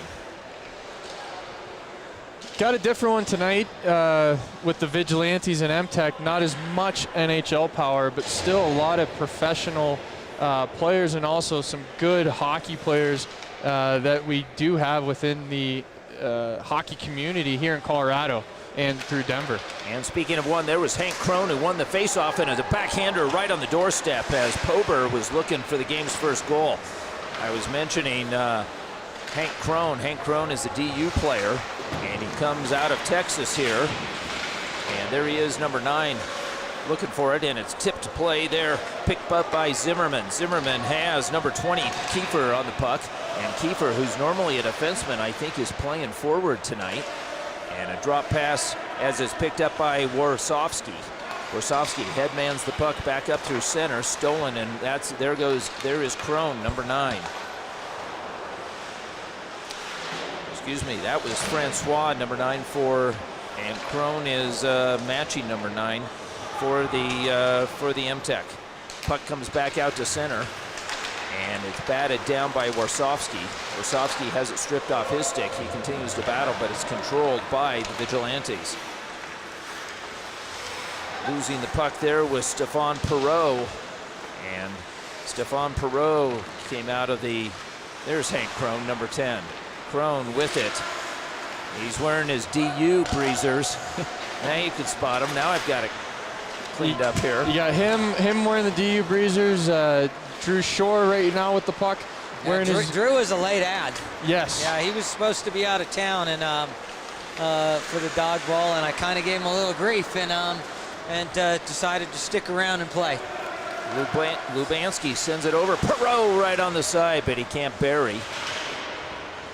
And it comes back up and reading the play nicely. And here comes Shore.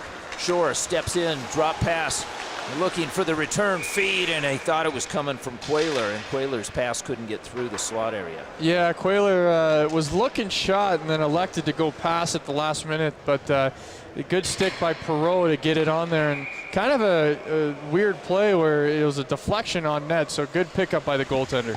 Lubanski will go up against Ostro. Ostro wins the faceoff back over to Shore. Shore sends it up to the right point. Here's the shot right on the doorstep is Ostro, and he scores the game's first goal. Yeah, Kyle Ostro wins the face-off, and he was always notorious at that, but then he goes right to the front of the net. It's a harmless shot right there. The goalie can't pick it up. Bad rebound, but then Ostro gets a stick out of the midair, and it just trickles past the goal line. Yeah. Not our best goal of the tournament we've seen, but they all count. They do all count, and we've seen some pretty ones, that's for sure. Off the face-off, and Rodwell coming away with it. There's Rodwell, the UND product. And it comes back over to the right-hand side where it's trudging up is Hanley. Hanley over on the cross ice sends it back behind the cage. And looking for it was Ostro. Couldn't come up with it. And over on the far side was 21. That's Mason Klee. Mason Klee grew up in this rink. Yes, he did. Playing for his dad, playing for the Foothill Flyers there, Gabe. Yeah, national championship too for their Pee Wee team, I believe, in a Quebec tournament appearance. Absolutely. Yes. So there's Rodwell. Rodwell came in. He took that shot, and the puck is settled this time by Kyle Ostro as he sends it back to the defenseman, and going for a line change is Quayler. Tumbling there is Kevin Connors. I think he tripped over that blue line. A lot of hockey is bound to get down into the nitty-gritty of the lines. Ostro with the puck, he snipes one, and he goes glove side on Plants. Wow. Ostro makes it 2-0, and Ostro's got a couple of goals thus far. Wow. You know, that goal, just effortless on that, where you could see Ostro just kind of gliding through, coming through the middle here, and just a nice wrist shot. Nothing too spectacular about it, and he just puts it into the right spot where the goaltender can't grab it. Great shot by Ostro, 2-0 lead. Kevin Connors retreats, sends it. Ostro was supposed to be a top dog this year, but his boss, Kevin Connors, is on the team, so we kind of lost him. I think he had a little bit of influence there. You know, and coming in is Hank Crone. Hank Crone looking to make the pass, takes it through his skates, but one too many moves, and this time it's taken back by Hanley. Hanley down the left-hand side delivers a pass over to the left, and right on the doorstep on the right-hand side, almost picked up by Muse. Muse couldn't bury it though, picked back up by Devine. Devine back over to 22, picked up by Stewart. Stewart back to Devine. Devine sends it all the way down to the far side. Connors tracks, picked back up by Schwab. Schwab puts it, reverses, and now it's controlled by MTech. I just want to call him Pink. Yeah, Pink Tech. Pink Tech. Austin Hanley reverses. It's stolen there and picked up by Crone. Crone with some nifty mitts, brings it in, takes it, and he tumbles. He draws the game's first penalty, and the loose puck is picked back up by May. May delivers it, and the shot, and it's scored on the delayed call. And so it is 3-0 in favor of the Pink MTech. Quick start. That was Justin White who scored that goal. 3-0. Yeah, it was a nice play by Tom May, and actually Hank Crone doing all the work to draw the penalty and then to create the delayed call. And then Tom May picks up the turnover just in the slot and then feeds it over to Justin White for the third goal.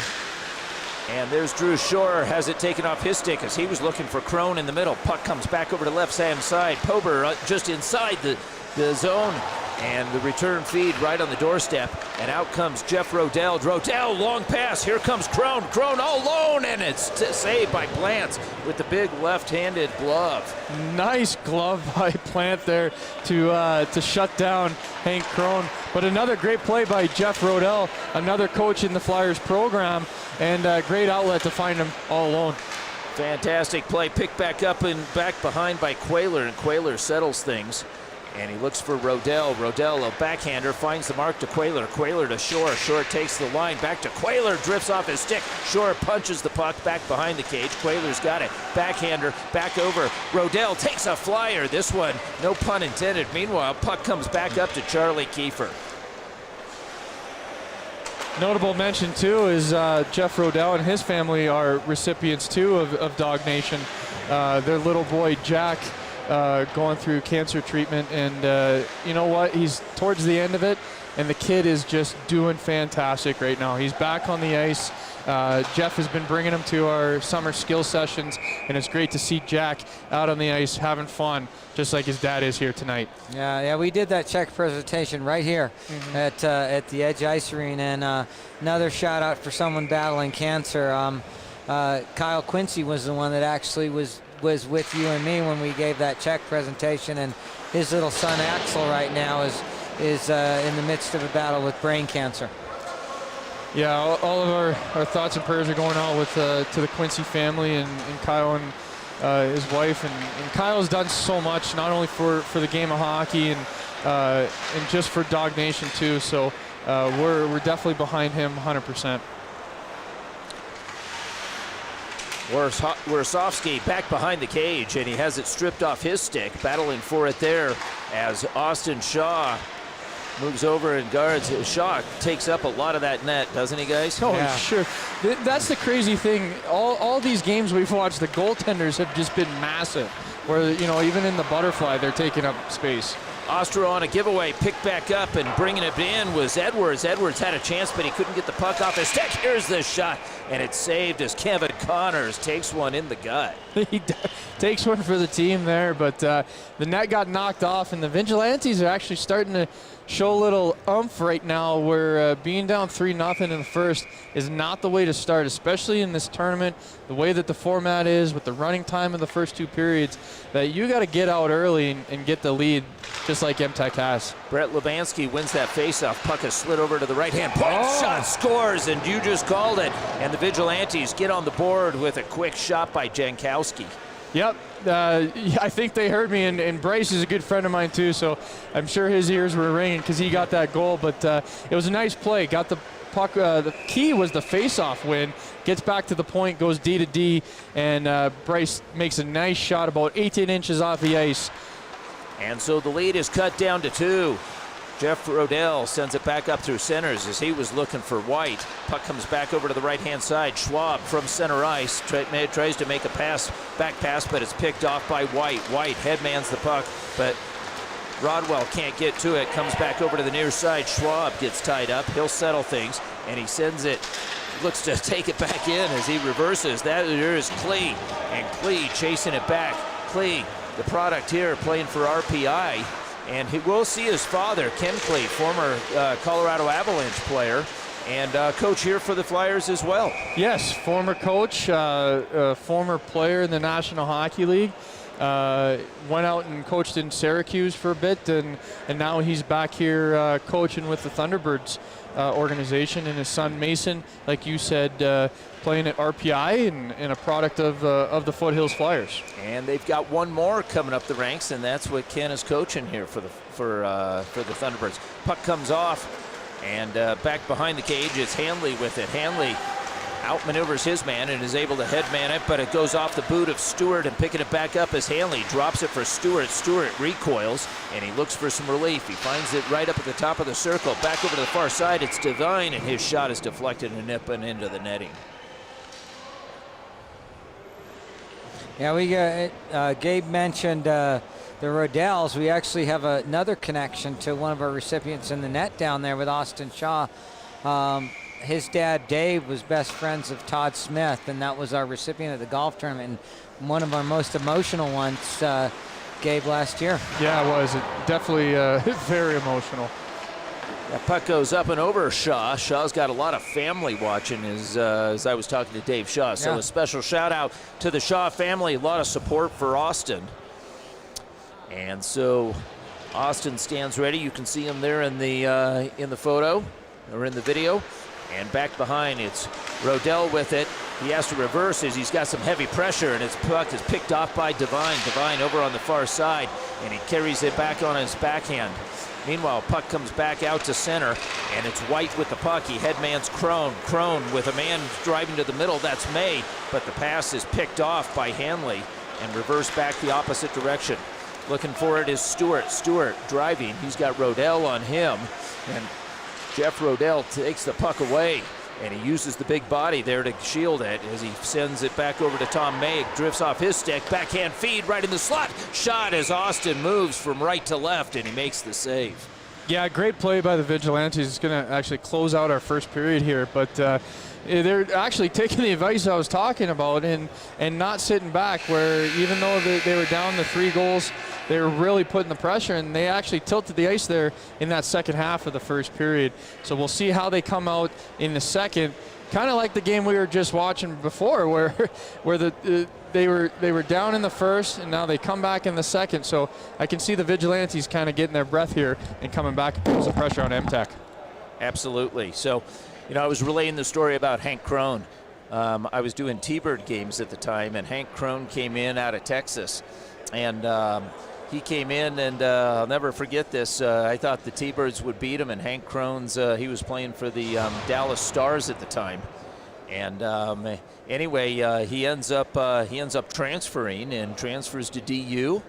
And, the kids just got great vision, and it was just fantastic to see. So we're glad to have Hank here. It was his mom. I went down to Texas, and this was back 12 years ago, 11 or 12 years ago, wow. 2011. And his mom set up a broadcast that we did down there. Oh, that's great. And so anyway, you look at the hockey history, and here he is, and I'm broadcasting, and I hope she's listening here. I hope so also. There we go. Yeah, but he actually, not to mention with the vision, is his speed and the acceleration too, that keep watching the rest of the game, and it's 10 pink Hank Crone, but you can see that acceleration, and that's something that you don't see often with hockey players at the elite level, but he definitely has that speed that can separate him and the opponent in a split second, and that speed is sometimes not taught. It's a given, and he's very blessed to have that speed and that acceleration. So we've got a 3-1 game up on the board, and 15 minutes into this is up on the clock for this second period. Kyle Plants now to our right, and Austin Shaw to our left. Kevin Connors with those red gloves. Where do you think he got those red gloves? Did he borrow those from someone? If I were to go out on a limb, I'd say he took them out of someone else's bag. So Kevin Connors playing right D there. And it's good to see Kevin out here. He's missing the Knowlton brothers. The Knowlton brothers usually play with him, and they usually have Luke Salazar, but Chris Knowlton is getting married this weekend, finally. And so the Knowlton brothers, he's missing all 4 of them. So he probably he almost could have gotten 5 of them. Sean is down at the Air Force Academy. Yes. So puck goes over to Quayler. Quayler on the far side leaves it there for Crone, and Crone, a toe drag shot, and it gets deflected and up and into the netting.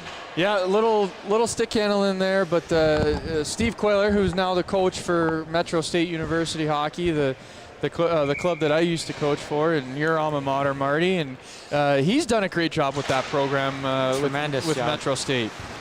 Drew Shore holding on to it there, and he has it taken away, back out, but reading it is Warsofsky, and Warsofsky tries to drag it through a couple of Vigilantes. The Vigilantes are able to chip it back out to center, and there's Connors with speed. Did you see him go after that puck? It was a burst of speed that, that's like Chris Letang's speed coming back. And you know what? You can't teach hustle like that. No, you cannot. So back to Drew Shore. Shore on his backhand, right in front as Crone tries to drive one. And it picked back up by Connors, the steady defenseman. Puck goes back into the corner. Schwab tracks it down. Schwab with the head up has to reverse as Crone puts on some pressure. Meanwhile, far side, Edwards has it, and the giveaway comes back to Kevin Connors. Connors sauces one into the middle, but it's offsides. You guys keep talking about those pink uniforms, but those green ones are pretty nice out there. And I don't know if you noticed on the right shoulder, that's a Dog Nation logo that Pikes Peak Vigilantes have added to their uniform. We're seeing that literally at youth level, at high school level, at the Metro State level, and here too. So pretty neat for Gabe and I to see our logo out there over and over, isn't it? Absolutely. There it is. Well, Marty, it's both of these captains are pretty responsible, and there we go. We've got a backhanded goal by the Vigilantes, and they come back and score, and they make it a 1-goal game, 3-2. And stepping into that one was number 71, Kevin Edwards. Yep, that was a nice goal. Actually, I think it was Mason Klee that came in from the back. Okay.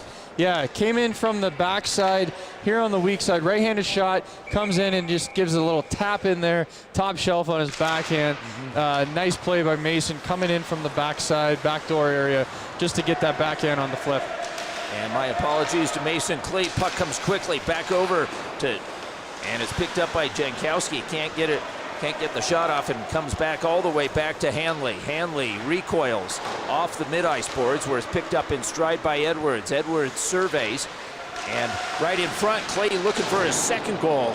Clay normally grew up playing defense. He's playing a forward position here tonight. Back to live action, Rodell, and Ostro right on the doorstep, tries to backhand shuffle it in. There's Drew Shore. Shore takes it off the boards. He's got one man watching him. Shore puts it down low, but the net is off the moorings. Yep, net went off, and and Plant was just standing there going, you know what, if they shoot, go ahead. It's not going to count anyway. And him and the officials were kind of having a stare down. Are you going to fix it, or are you going to blow the whistle? Are you going to fix it, or are you going to blow the whistle? And sure enough, he won. Whistle got blown. Ostro tries to win the faceoff, but it's won by Lubanski and taken back behind the Vigilantes net. Coming up, there's Klee. Klee sends a hard pass, picked back up by Edwards. Edwards centering feed, and looking for it is Lubanski. Kevin Connors is able to get to it first, and Ostro comes away with it. Shore up ahead of him.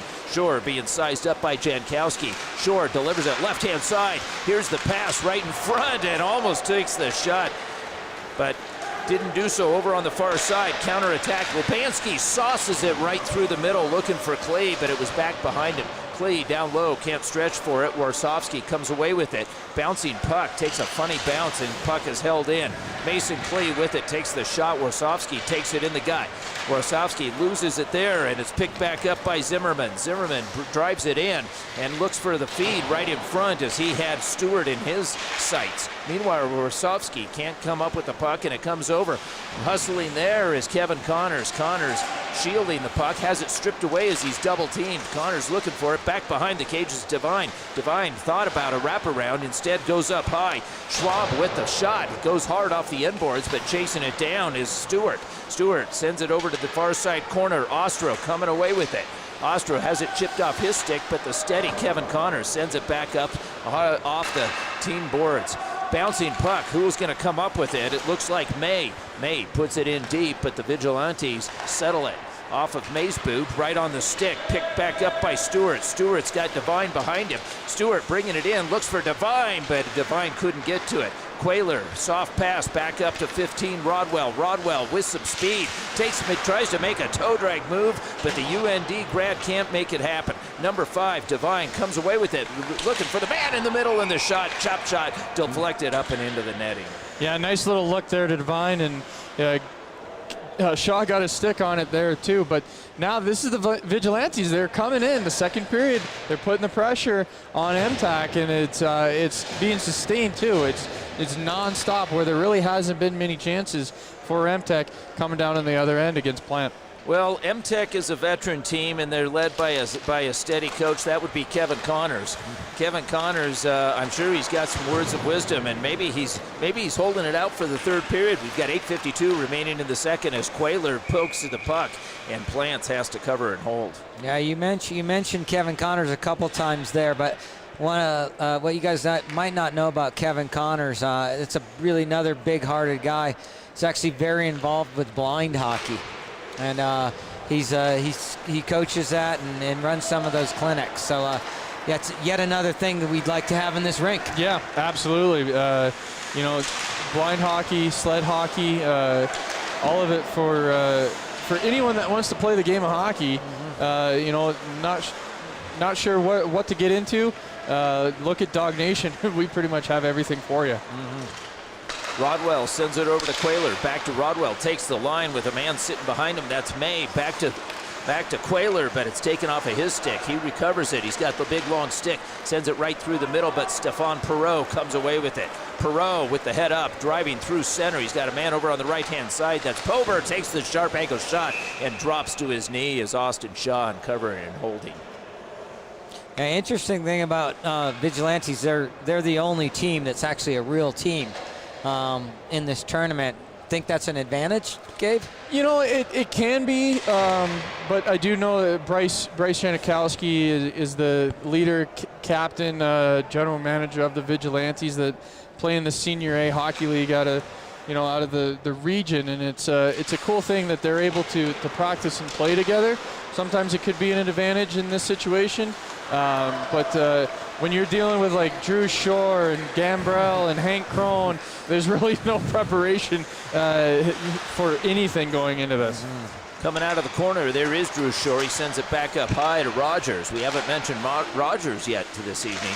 And there's Rodwell, and it comes back to Rogers again. He'll settle things as he drops it there for Hank Crone. Crone looking for Shore. There's a little chemistry developing there between a current and a former DU grad. Comes back up to Rogers. Rogers puts it down low. Crone gives his man the stick, but coming away with the puck was Francois. Gives it away at the blue line, and there's Shore waiting for it in his patented position over on the far side circle. Shore bounces off of his stick and comes back to Jankowski. Shore finds Crone. Crone out of the corner, senses the pressure and is able to get it up to Warsofsky. Warsofsky's shot, and it gets deflected. Crone is there with the nifty mitts, and he makes a little move to not one, but two. He's got Shore right in the middle, and Shore just waiting for it, but Shore was stick checked from behind. Warsofsky, did he keep it on? No. Here comes Klee. Klee's got Connors with him. Klee holding him off, drives it to center, looks for the shot, and Klee, boy, I haven't seen that move since Pee Wee. Here comes Shore with speed. Shore with Crone. Shore back to Crone, back to Shore. Shot save made by Plants. Plants move from left to right, and he keeps it a 1-goal deficit. What movement, both sides. Connor's doing a great job on the defensive side for MTech, and then the play just completely goes back over, and what a leg save by Plant. Crone over to White, back to Crone, but Crone was tied up with Perreault, and Crone wants the call, but he's not going to get it. Meanwhile, back over to the far side where it's picked up by Rodell. Jeff Rodell sends it, and back into the center portion of the ice where Ostro stripped of the puck. Devine with some speed. He's got a man behind him. Lubanski takes the shot, and he comes back up. And all alone, but offsides. Number 15 is Rodwell. Derek Rodwell. Cheating.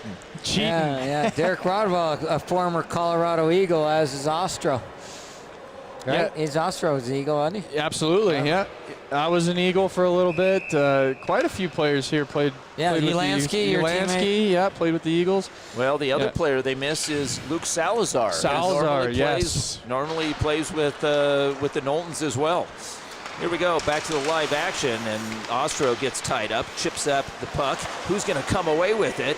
And there is Rodwell delivering a check on Ostro. Meanwhile, the puck comes back to Stephane Perreault, back behind the cage, makes a move in front of his net, and Rodwell tries to take him out, but coming out with the puck is Devine. Devine over to the left-hand side. Stewart shot, save made by Austin. Stewart picks it back up. He recoils back behind the cage, and looking for an outlet. He'll go back up to Perreault at the point. Perreault's shot, second opportunity, shot goal. Devine scores, we're tied. Wow. Vigilantes, I called it. Second period coming in.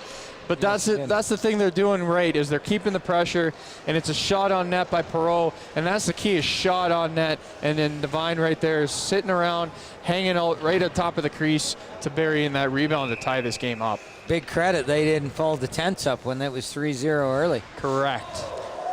3:40 remaining in this running second period. And going back to chase the puck is Tom May. Excuse me, that's Matt Rogers. Rogers sends it hard off the boards, and the hot pass goes the length of the ice. We're going to talk a little bit about Matt Rogers at the intermission. Maybe we've got a really cool story about him. Yep, Matt Rogers, and I got to play with and go to school with his brother, Jeff Rogers. He's watching, by the way. Oh, hi, Jeffrey. Devine wins the faceoff, back to Hanley. Hanley waits, back to Devine. Devine, nifty little backhand pass to Stewart. Stewart holding, drags it back behind the cage, protecting the puck, but now it's tipped aside, and out come the pink MTech. Over on the far side, bounce pass, rushing to pick it up is Ostro. Ostro with one skate on the ice, and a shot over in a sharp angle. Boy, that was right on the goal line. But that had some velocity there. And the backhand pass, here comes the Vigilantes. Devine has Stewart. Devine takes the shot. Stewart looking for the rebound. Coming to pick it up is Zimmerman. But Stewart gets picked up. And Ostro shuffles it ahead as he finds his man, Tom May. May leading the charge, but he's got Pober in front of him. And Pober takes May out of the play, puts him down onto the ice as May tumbles. Soft pass, here comes the Vigilantes. Striding is Stewart.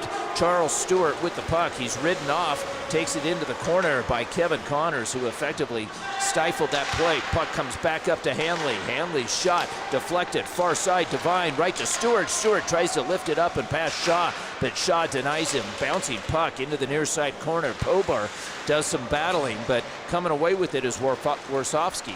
Warsofsky sends it back up to Quayler. Quayler cross-ice feed back over to Rodwell. Rodwell brings it in. Rodwell taking it, and he delivers a blind pass, but nobody was there to receive it, and it comes back to Kevin Connors. Drew Shore holds it there. Warsofsky back over to Connors.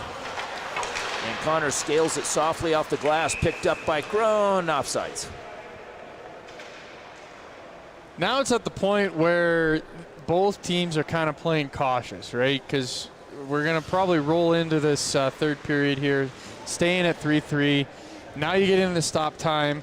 Every shift has got to count. You got to take some chances. You got to take advantage of the opportunities that you're getting right now. So this is that moment where, like I said in the last game, they're trying to feel out their opponent. Warsofsky sends a pass and banks off the boards, picked up by Drew Shore in stride, and he puts one on, and it sails up and above to play in cage. And coming out with some speed is Matt Francois. Francois's got clearly in front of him. Francois picks up his loose change. He looks for somebody to pass it to. He'll take the shot. It glances off of Connor's boot and back over to Quayler. Quayler, feathering pass up through center. Crone steps into it. Quayler picks up the spilled milk. Quayler drop pass to nobody in particular, and it comes back to Francois. Francois at center passes it back up to Charlie Kiefer. Kiefer works past Connors. Kiefer comes in and buries it, and the Vigilantes have the lead 4-3. 4 unanswered goals, boys. What a play by Charlie Kiefer there. Coming in, goes down the left side, does a little dipsy doodle in, and then throws it just low under the glove of Shaw, where he was kind of coming down into that butterfly spot. So it was a kind of that awkward placement of the puck, but great shot, great play. Second period, all Vigilantes. Was it you or Marty saying we'll end this period 3-3? I'm going to give that one to Gabe. I was calling 4-3. Oh. Hey. I was calling 4-3 too, but Yeah. no, he said it, and we're going to give it to you, Gabe. Well, Marty's been on spot right now with his calls. He called Tyler Polson with the hat trick in the game before. But that's one of the things that as a player the coaches just could not stand, and it was giving up a goal in the last minute or even in the first minute of each period. Gabe, the other thing that the coaches, couldn't stand is when the captain forgets the jerseys in his garage. And we talked about the jerseys and how sharp they are, and with the logo, with the Dog Nation logo. Yes. So, if there's one thing the captain has to remember, 2 things. Yes. Number 1, it's assigning beer. Yep. And number 2, it's don't forget the jerseys. Yes, there's a lot of pressure put on a team captain for this tournament, and also just for the regular season. But when you have your first game and you're coming in and you're the prime time game on the television That's right. too, right? You're the first game to be called, and your team does not have the appropriate uniforms. It's tough. Marty, we're giving you a hard time, but talk about those sharp jerseys. Oh, they are good. I think you've got one, and it's got the 10-year logo on it. It does. And it's a beauty. Yeah, it's a tribute to Jack Kelly when we started Dog Nation, and our team is called JK21, and that's what those jerseys are all about. And mine's actually up for auction, by the way. I know it is. Believe it or not, there's bids on it. There are bids. There are bids on it. That's good. Well, Cindy's doesn't count. Yeah.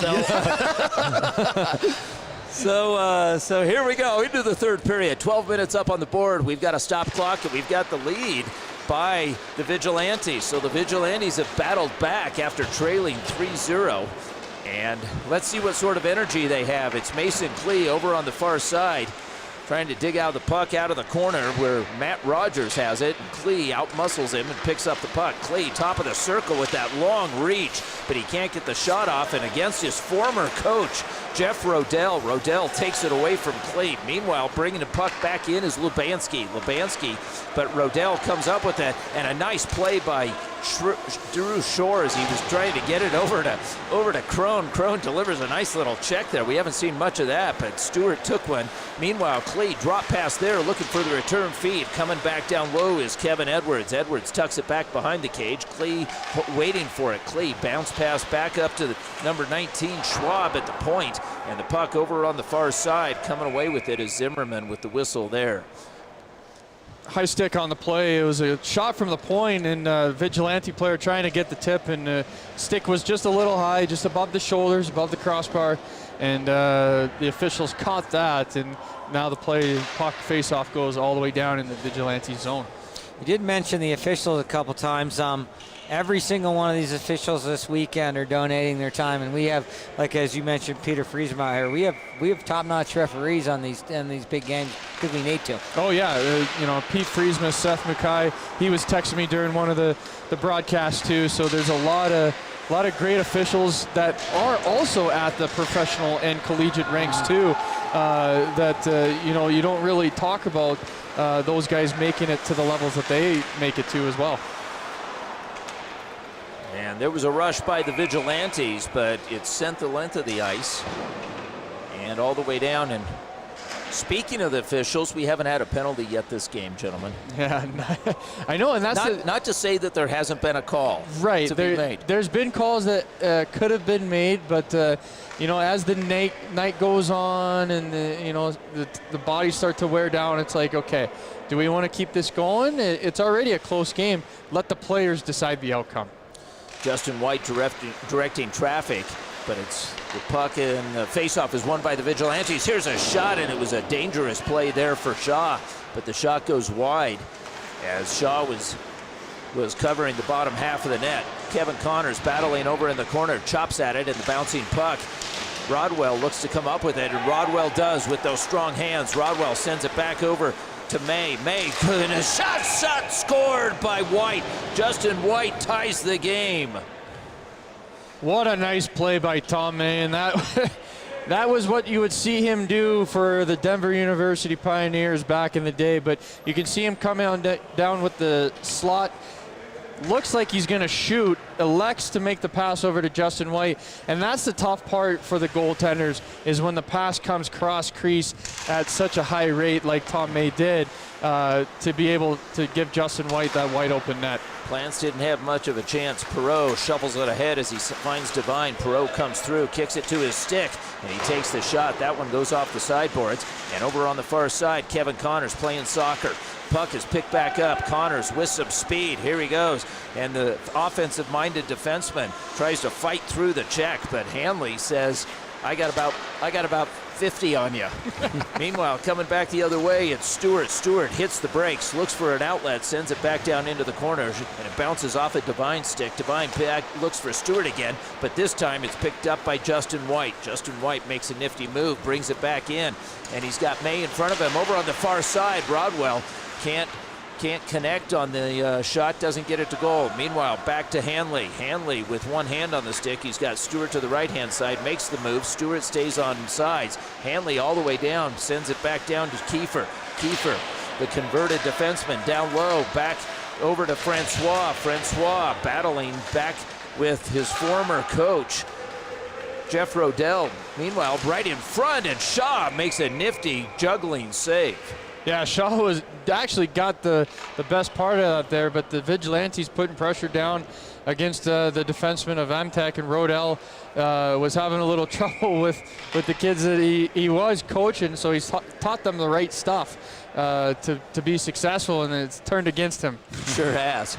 Rodwell, so you've got Rodwell and Rodell. You've got two very similar names. I have to check myself every time I say that with them. You sure do. Yeah.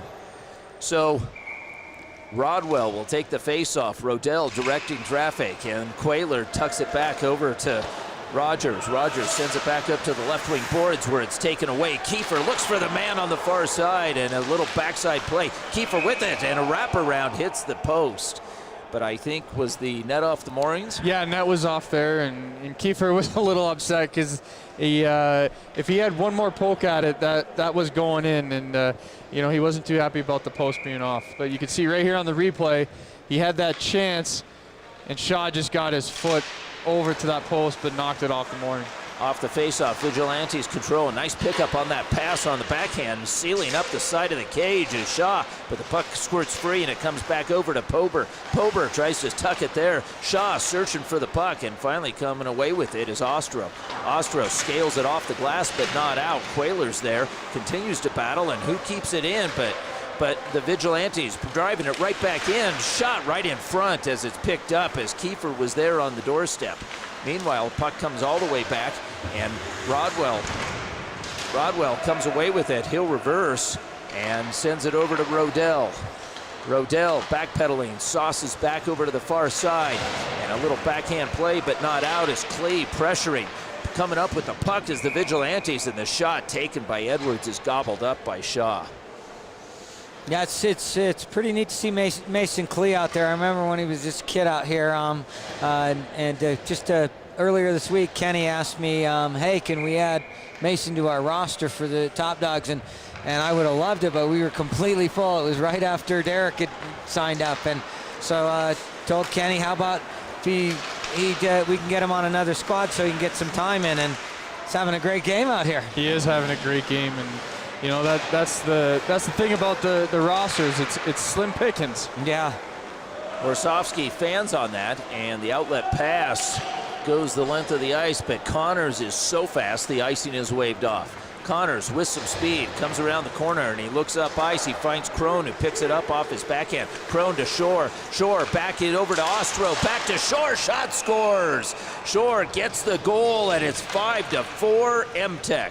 That was a great play. It was almost like watching the early 90s of the Red Wings of, Fedorov to Yzerman to Fedorov and in, right? Yeah. But let's go back to that play. Mr. Connors, great outlet pass up to Hank Crone to get that play started. Crone then delivers it to Shore coming in fast, and it's just a tic-tac-toe play between him and... Don't you think Connors is probably in the running for most valuable player? He's got to be on the list. He's definitely on the ballot, and also top defenseman of the tournament too. I would think so. Yes. I think I've been impressed. After I don't know one if the game, Butcher's got anything on him. No. Right now, Connors is taking the nod for the defenseman of the tournament. So back at the far corner, we talk about Klee. Klee sends it up to Perreault. Perreault sends one on. It's a funny bounce, and there on the doorstep is Edwards as Shaw got turned around. Yeah, I don't see the replay on that because I'm not really sure where that puck went. So there's the puck, and there's Edwards on the far side, and he just tucks it in. Yeah. He just took a really funny bounce there and ended up right in front of the net. That kind of reminds me of a Marty Richardson goal. That is 100% a Marty Richardson goal, right? No, that wasn't top shelf for the moment where the kids can't get it. Oh man, what a game! What a bounce back by the Vigilantes there. We got a 5-5 game, and here comes the MTech Pinks. I don't know. They need a nickname. Something, They need something more than MTech. They do. Okay. And the shot goes wide as Rodell takes it from the left point. Quayler's there trying to hassle his man, but breaking free is Devine. Devine has Muse waiting for it, but the shot goes up and into the netting as it was deflected. Yeah, Devine had a nice chance there. It was a mini breakaway into a 2-on-1, but actually Matt Rogers does a great job. Just a subtle stick right onto the elbow. It actually slows him up just a hair to get him off balance, but that's a great veteran move by Matt Rogers. And Rodell has to punch it out. Rodwell brings it out. Rodwell with some speed brings it in, tries to make the move, but he wasn't fooled by Jankowski. Jankowski makes the play, and the puck is tipped off the glove and out of play. Yeah, this is some good hockey that we're watching, and you know you got to give a lot of credit to the team captains too, right? Oh, yeah. And we all know that, you know, when you get into adult league hockey and beer league hockey, it's usually later at night, and you know you don't want to have to go to the rink at 10 o'clock, but Jankowski does a great job with his Vigilante group to keep them around all year. And here's the shot, a big, juicy rebound, but the shot is deflected as I believe it was Ostro got a stick on that one. And otherwise, number 25, Austin Hanley, had a good look at Shaw. So the faceoff will come to the left of Shaw with 5:30 remaining in this third period.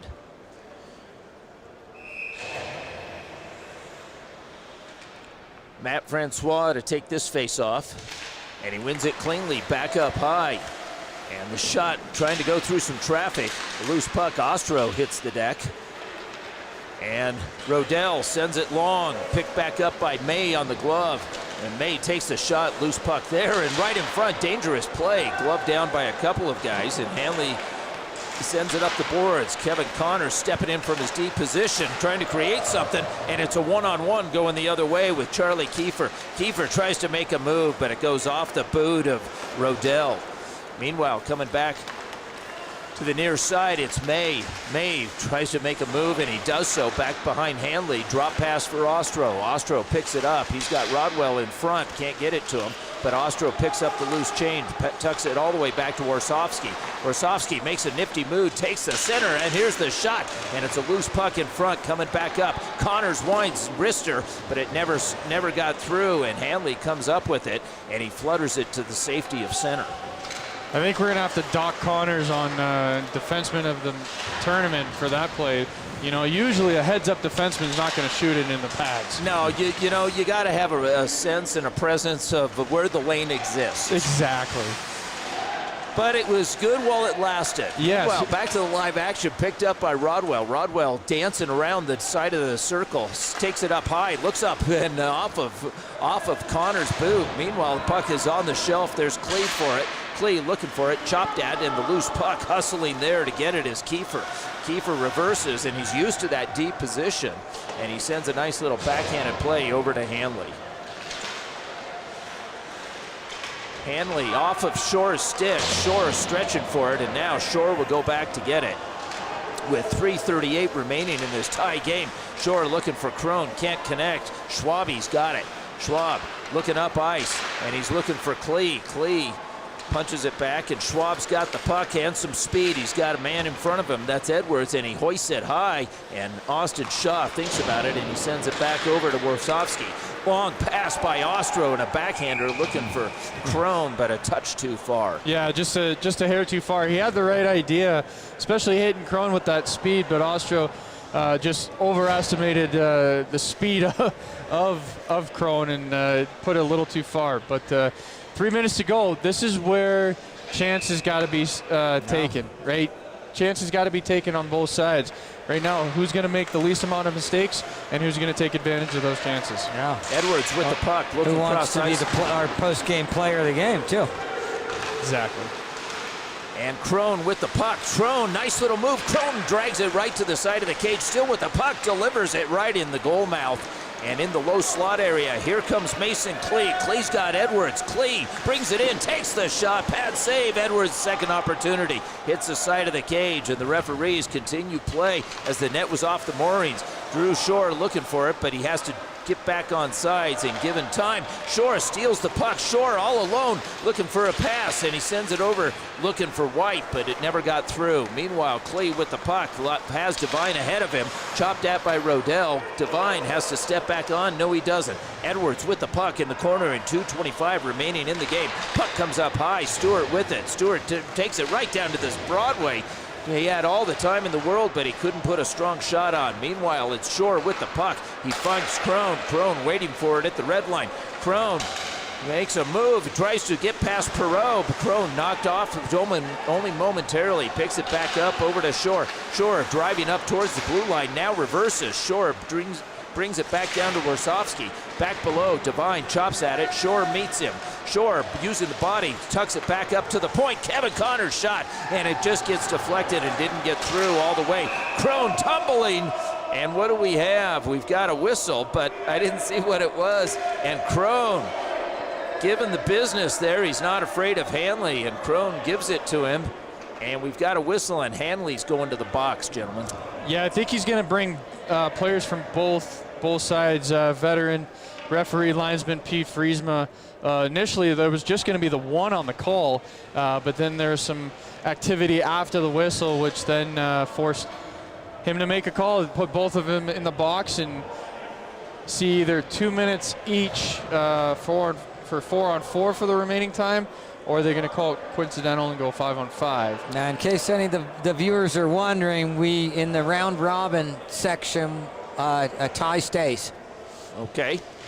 And it's usually Good to not. know. It could go either way, right? It could hurt you or it could help you. Yeah. Depending on the rest of the status. So we're going to go 4-and-4 aside. This is the open ice here. We've got some time here with 1:33 remaining. Devine drags it back, makes a nice move. He's got a man up high. Here's the drive by Jankowski, and that one goes off a boot. Controlled, Perreault with the puck. Back over to Jankowski. His shot, he fans a bit on that one, and it's tucked behind to Devine. Devine with it, looking for the centering feed, and Austin Shaw knocks it down and covers and holds. Yeah, 4-on-4 hockey here. We got 1:15. So this is our overtime period right now. It really is, yeah. This is our overtime period. Next goal, I'm going to say, is going to take the win because even if a goal happens, it's still going to stay 4-on-4 for the remainder of the game. Mm-hmm.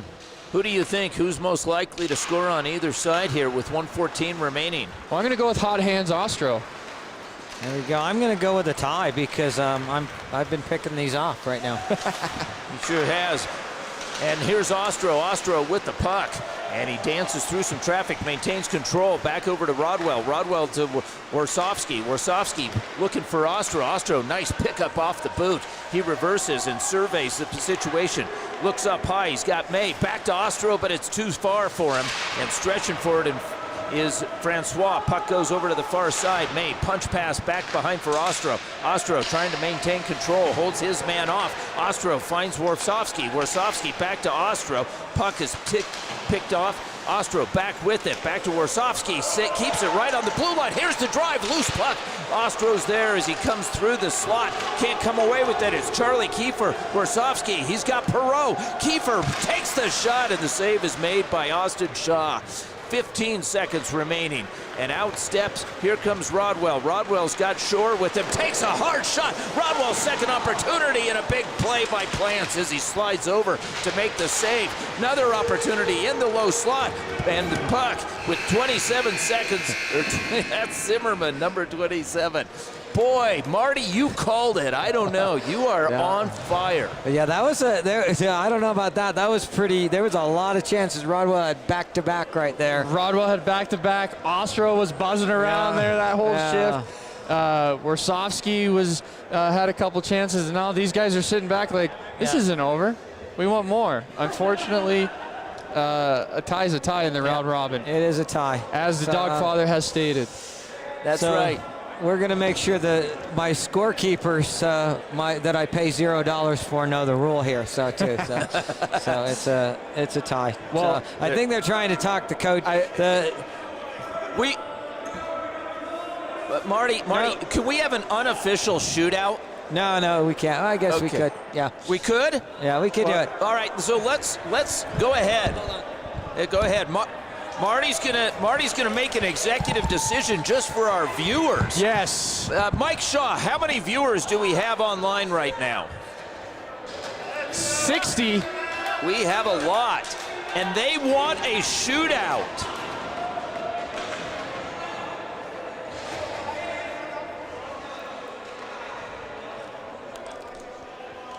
And it won't count, but I think we're going to get a shootout for our viewers. Mike Shaw, how many viewers do we got online?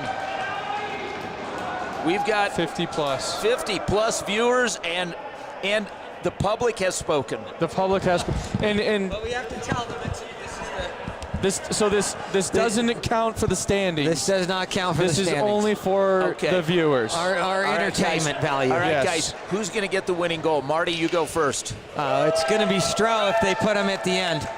Okay, you're going to go with Stroh. My horse is going to be Mason Klee. All I'm right. going to go with Mason Klee. And I've got Hank Crone. How's right. that? All right. So, all right. So stepping in first is Charlie Kiefer. Kiefer brings it in, drags it over to the left-hand side of the shot, and the save is made by Shaw. Yeah, nice save by Shaw. Kiefer coming in, electing to go the slow route onto the left side, and Man, just these guys a up shot. already. Hank Crone. Hank Crone, he's a left-handed shot. Crone takes it right down the middle, loses it momentarily, but puts him to sleep and buries it. Hank Crone, a little happy hands there. Looked like he kind of fanned on it, but still beat Plant short side. And coming in is Lubanski, Brett Lubanski, another lefty, and Lubanski takes the shot, and Shaw makes the save down low. Yeah, That was reminiscent of our over 40 league shootout. Okay, yeah. Right Kyle Ostro. Ostro is another left-handed. He brings it in on the right-hand side, makes the move, and he sends it up and into the almost deflected. Almost off the ceiling and in. That's like a game of pig or something, isn't it? That is, yep.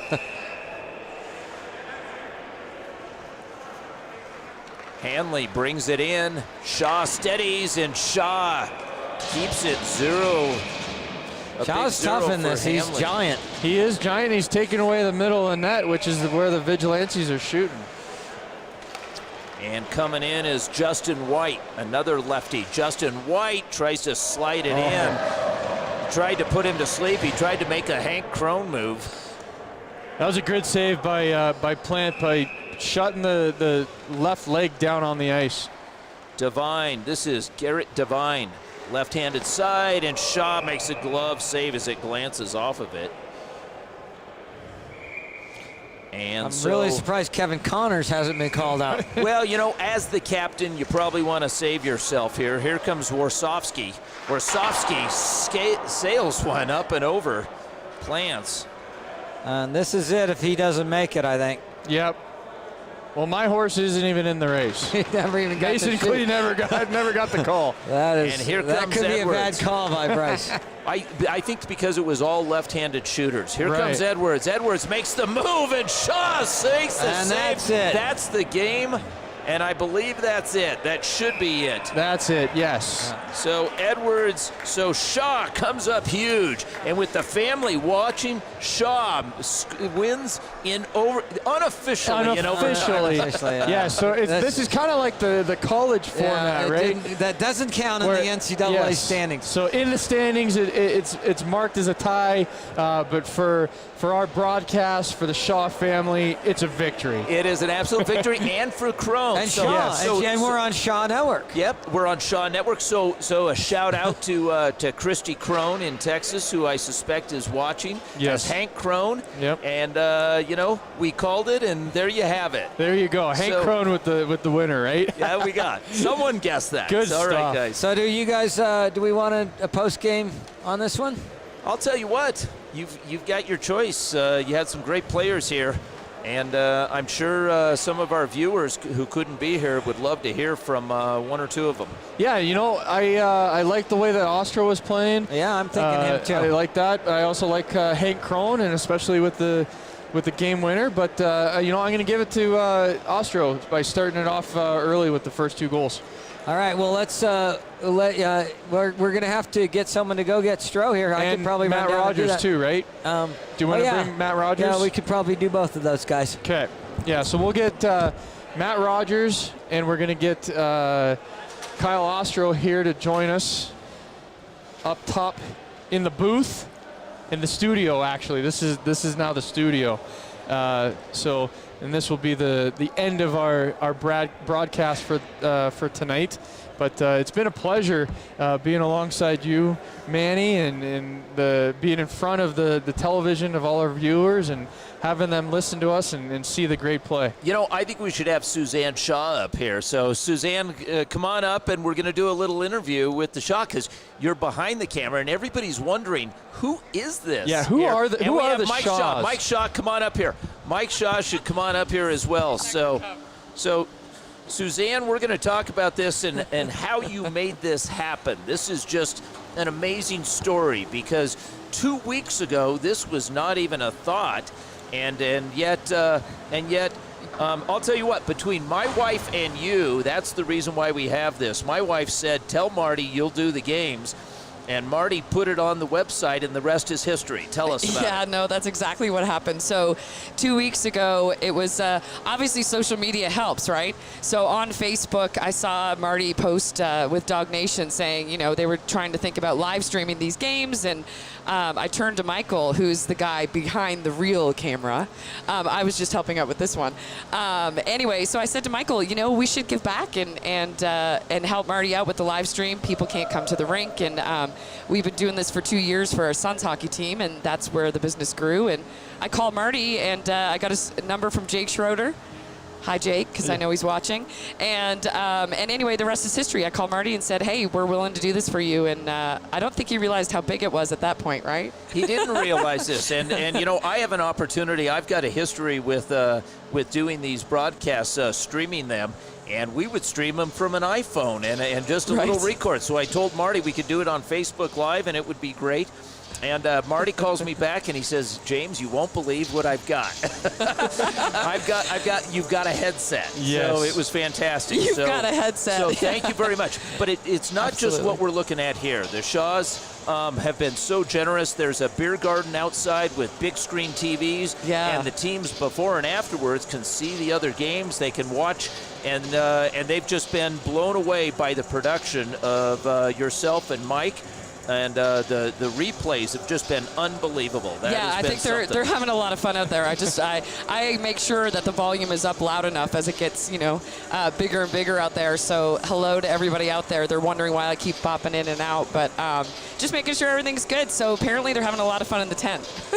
Well, that's great to hear. Right? Yes. Yeah. Thank you. And a lot of viewers online. So we're super lucky. And Dog Nation is an amazing foundation. And obviously for us to give back, for you to give back, you know, check them out online. Make sure you go to the live auction, but don't bid on the items I'm bidding on.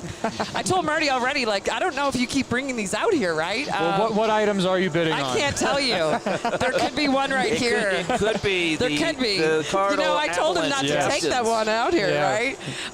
Anyway, no, absolutely bid it up and give back to Dog Nation, because once you're in this, you realize, and Michael and I didn't realize the hockey family that is Dog Nation. It's unbelievable, and so we're so happy to be here. Yeah, and to be honest, this whole production, this broadcast, thank you to you and Mike, that now this is taking Dog Nation to another step, right? And we're now reaching out to families and hockey families and fans all over the world now, because we're able to use social media, we're able to use a great production crew, a great play-by-play, color commentating, and just everyone doing a good job to make this production a success. Just because, you know, when you look at other TV productions, it takes a full crew. It's a it's a semi truck. It's a production back at the studio, and it's just two people. and wow. it is truly remarkable that you guys have been doing that, and you continue to do that. And a lot of credit to you and Mike. Thank you so much, and obviously the commentating. Come on. Well, I mean, you guys have to come on the road with us now. Wherever we go, I guess they signed a contract earlier.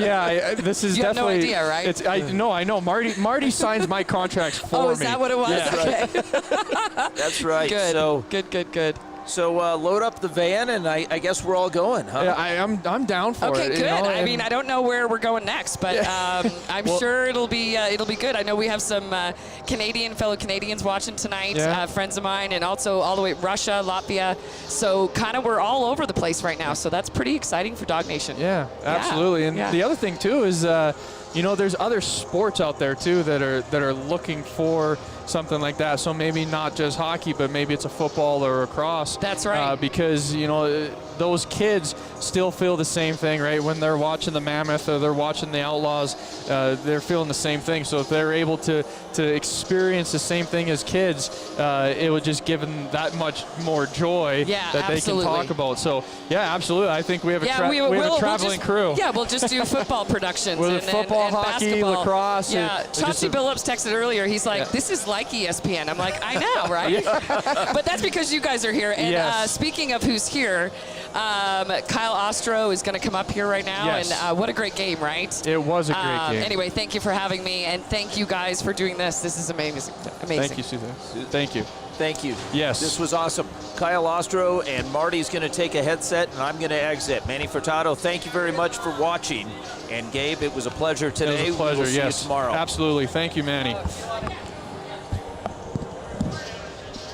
All right, Gabe, we're moving on to our post-game players here, huh? Post-game player of the night.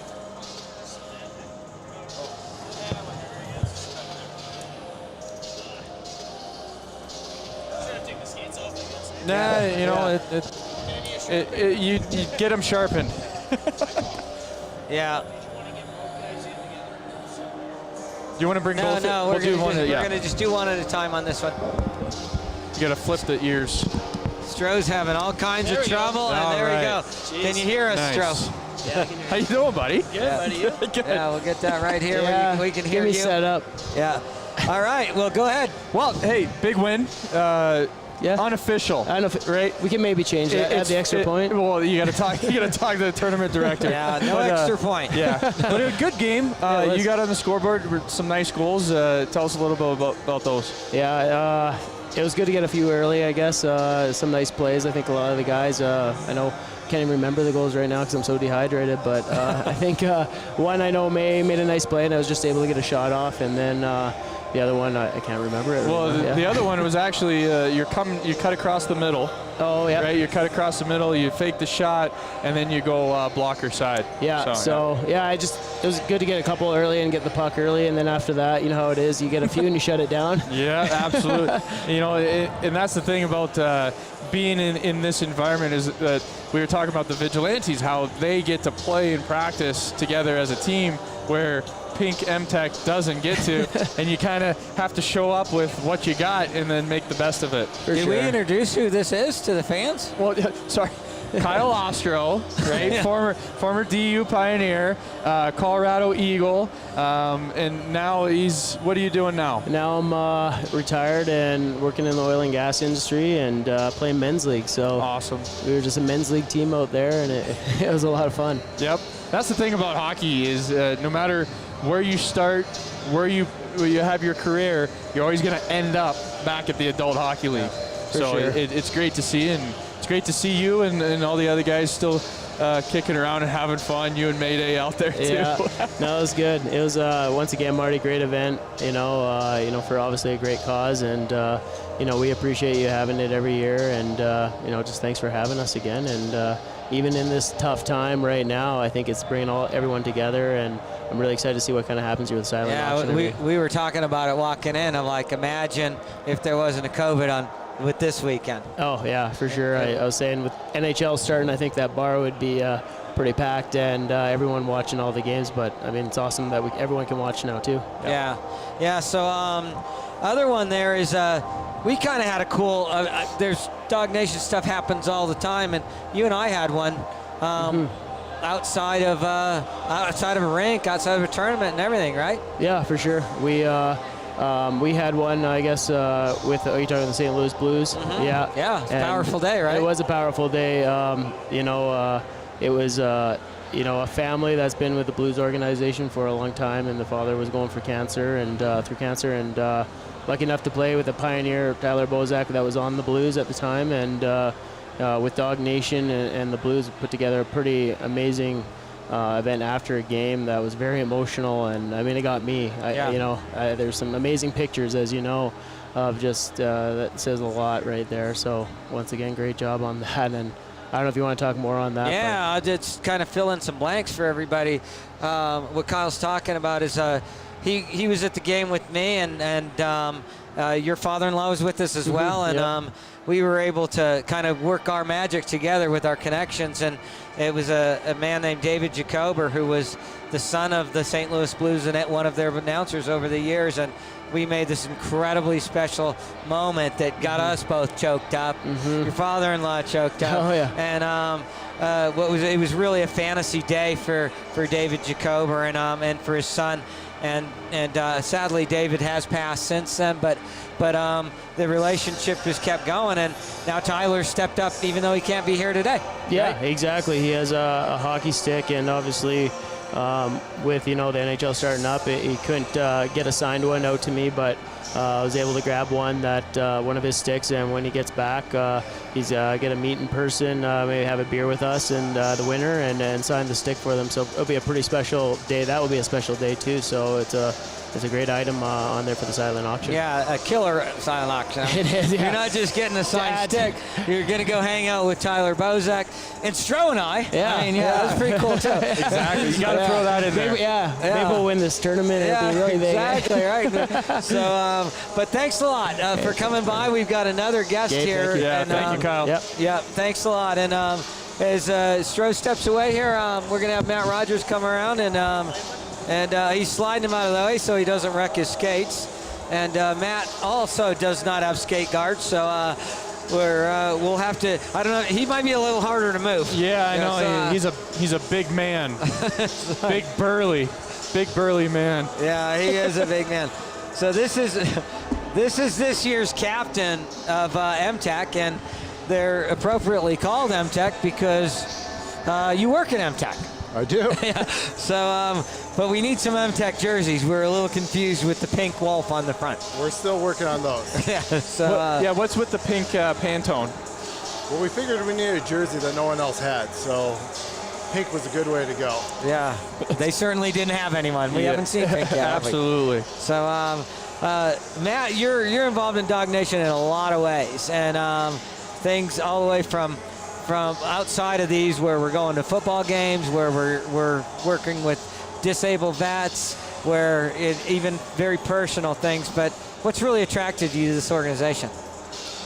I think it's everything you set out to do. It's play hard, play fair, give back. I mean, 3 very key statements that sums everything up. And the community as a whole, the hockey community is such a small community. It's really a great place. I got involved through really a personal connection through my buddy Sean Gagnon, and he was diagnosed with ALS. I'm sure you've maybe talked about No, this. we haven't. We haven't. So this is why we brought you on. Oh, good. Diagnosed with ALS, 7 years ago, 6-7 years ago, and he was fortunate enough to be a recipient for one of the Dog Nation checks, and it happened right here. Literally where you're sitting, right? Yep. And it was one of the more emotional events I've ever been a part of. And it was just such a cool thing. And I knew I wanted to help out and contribute however I could at that point. Mm-hmm. And then, like you said, we've been able to partner on a lot of different things, and we have a lot of different, more opportunities coming up in the future. Yeah. And the big one, the Sean thing really was really cool in a lot of ways. It was a terrible story. This is a childhood friend of Matt that we watched wither away. Right. And but he still, even to this day, if you go to the Dog Nation website, you will see the blogs that Sean wrote, like right up to the end, and really powerful stuff. And when Sean was really interested in us, the rink we're working on, and he asked me in one of my visits down there if we had a mechanical engineer on this. And I said, no, we don't. And he said, well, I think you do now. And that was all through text because he couldn't talk at that point. And I just kind of looked at him, whatever. A week later, we had a mechanical engineer. Yep. And we went down to MTech, and there was a lot of tears in that boardroom when we talked that day. Yeah, and I even had told the story prior to you coming, so they've even been prepped. And then for you to come and tell the story, it's just such an impact and such a, I mean, you've seen it, how generous everyone is to do this, from all the volunteers that volunteer their time, the donations, everything that happens this weekend. everyone's willing to help. You've really created such a great community and a charity, and everyone's just proud to be part of it. Yeah, we're extremely proud to have you part of it as well, Matt. And congrats on the tie, I guess is what we're going to call it at the end of the day. The unofficial win. Yeah. Yeah, but we expected you and Connors to take a couple of the shootout shots there. I don't know. I think I keep lowering myself on the depth chart with all these guys I'm trying to recruit just to keep up. It's getting, this is just so much fun and good group of guys, and we're happy to participate. Yeah, and so your brother who played with this guy, he was watching tonight, I think, wasn't he? You know, maybe. Yeah, maybe. Maybe. Well, actually, I think he was. I think the Carls are up visiting Jeff and Heather, and so there's probably a group of them maybe having a beer watching. There we go. Yeah, you know all those guys. I know them all. Yeah, so, we even when we mentioned Carl. We mentioned Carl, and then even when we would go up and play in Alaska, the Carls would have us over for dinner at their house, and that's the cool thing about hockey and just the families, right? No matter where you go, even when we went to Minnesota, we'd hang out with the Bull family and the Latches, and that's the thing is everything is all still tight-knit community and the relationships that just go on forever. And that's the cool thing about hockey and Dog Nation, and then also being part of University of Denver too. That we're reaching out all over the globe in different aspects. And for some of the things that we're trying to pull off, we're going to need all that. Absolutely. So thanks a lot, Matt, for everything, putting the team together. We know it's a big deal as a captain, and thanks a lot for your heart and MTech and your friendship and what you did for Sean is awestruck for me. So thank you. Great weekend. Thank you, Matt. And just for our viewers too, tell us a little bit about MTech and then what you do and then what you're going to be doing for Dog Nation. Sure. So MTech's a mechanical contractor. We've partnered up with Dog Nation and Saunders Construction to provide all the heating, air conditioning, ventilation services for the building. So we're excited to kick off the next phase and start participating with some design and start getting some budget numbers worked out. And then when the shovels go into the ground, that's when we start getting involved and putting the plumbing in, and the building will come up. It'll be awesome. Fantastic. I know. I'm looking forward to it for sure. Yeah. Every hockey player is looking forward to it. Yeah. Gabe and I are looking at real estate transactions as we speak, right? So thank you a lot, and we'll see you all weekend long. Thanks, Raj. Take care. Yep. See ya. All right. Well, that'll do it for tonight, right? Yeah, that was Matt Rogers from MTech, the team captain. Unofficially, they did get the win in the shootout, but officially in the standings, it goes in as a tie. And that's going to wrap up our broadcast for Thursday tonight. It was a great game, actually a great day of hockey. Yeah. And then we're back at it tomorrow. On Friday, we have our first broadcast is going to be the Sky Dogs in the Bronze Division B2 level. So Sky Dogs taking on the Avalanche Warriors 1, and that game is at 10:55 a.m. So be sure to tune in where you'll see and hear Manny Furtado, myself, Gabe Gauthier, the dog father Martin Richardson, and some other key components and players in the Dog family, and also a big shout out to Shaw Hockey Productions, Mike Shaw and Suzanne. So thank you very much, everyone. Thank you to Shaw Hockey Productions, and thank you for viewing. Thank you, Dog Nation. All have a great night, and we'll see you tomorrow.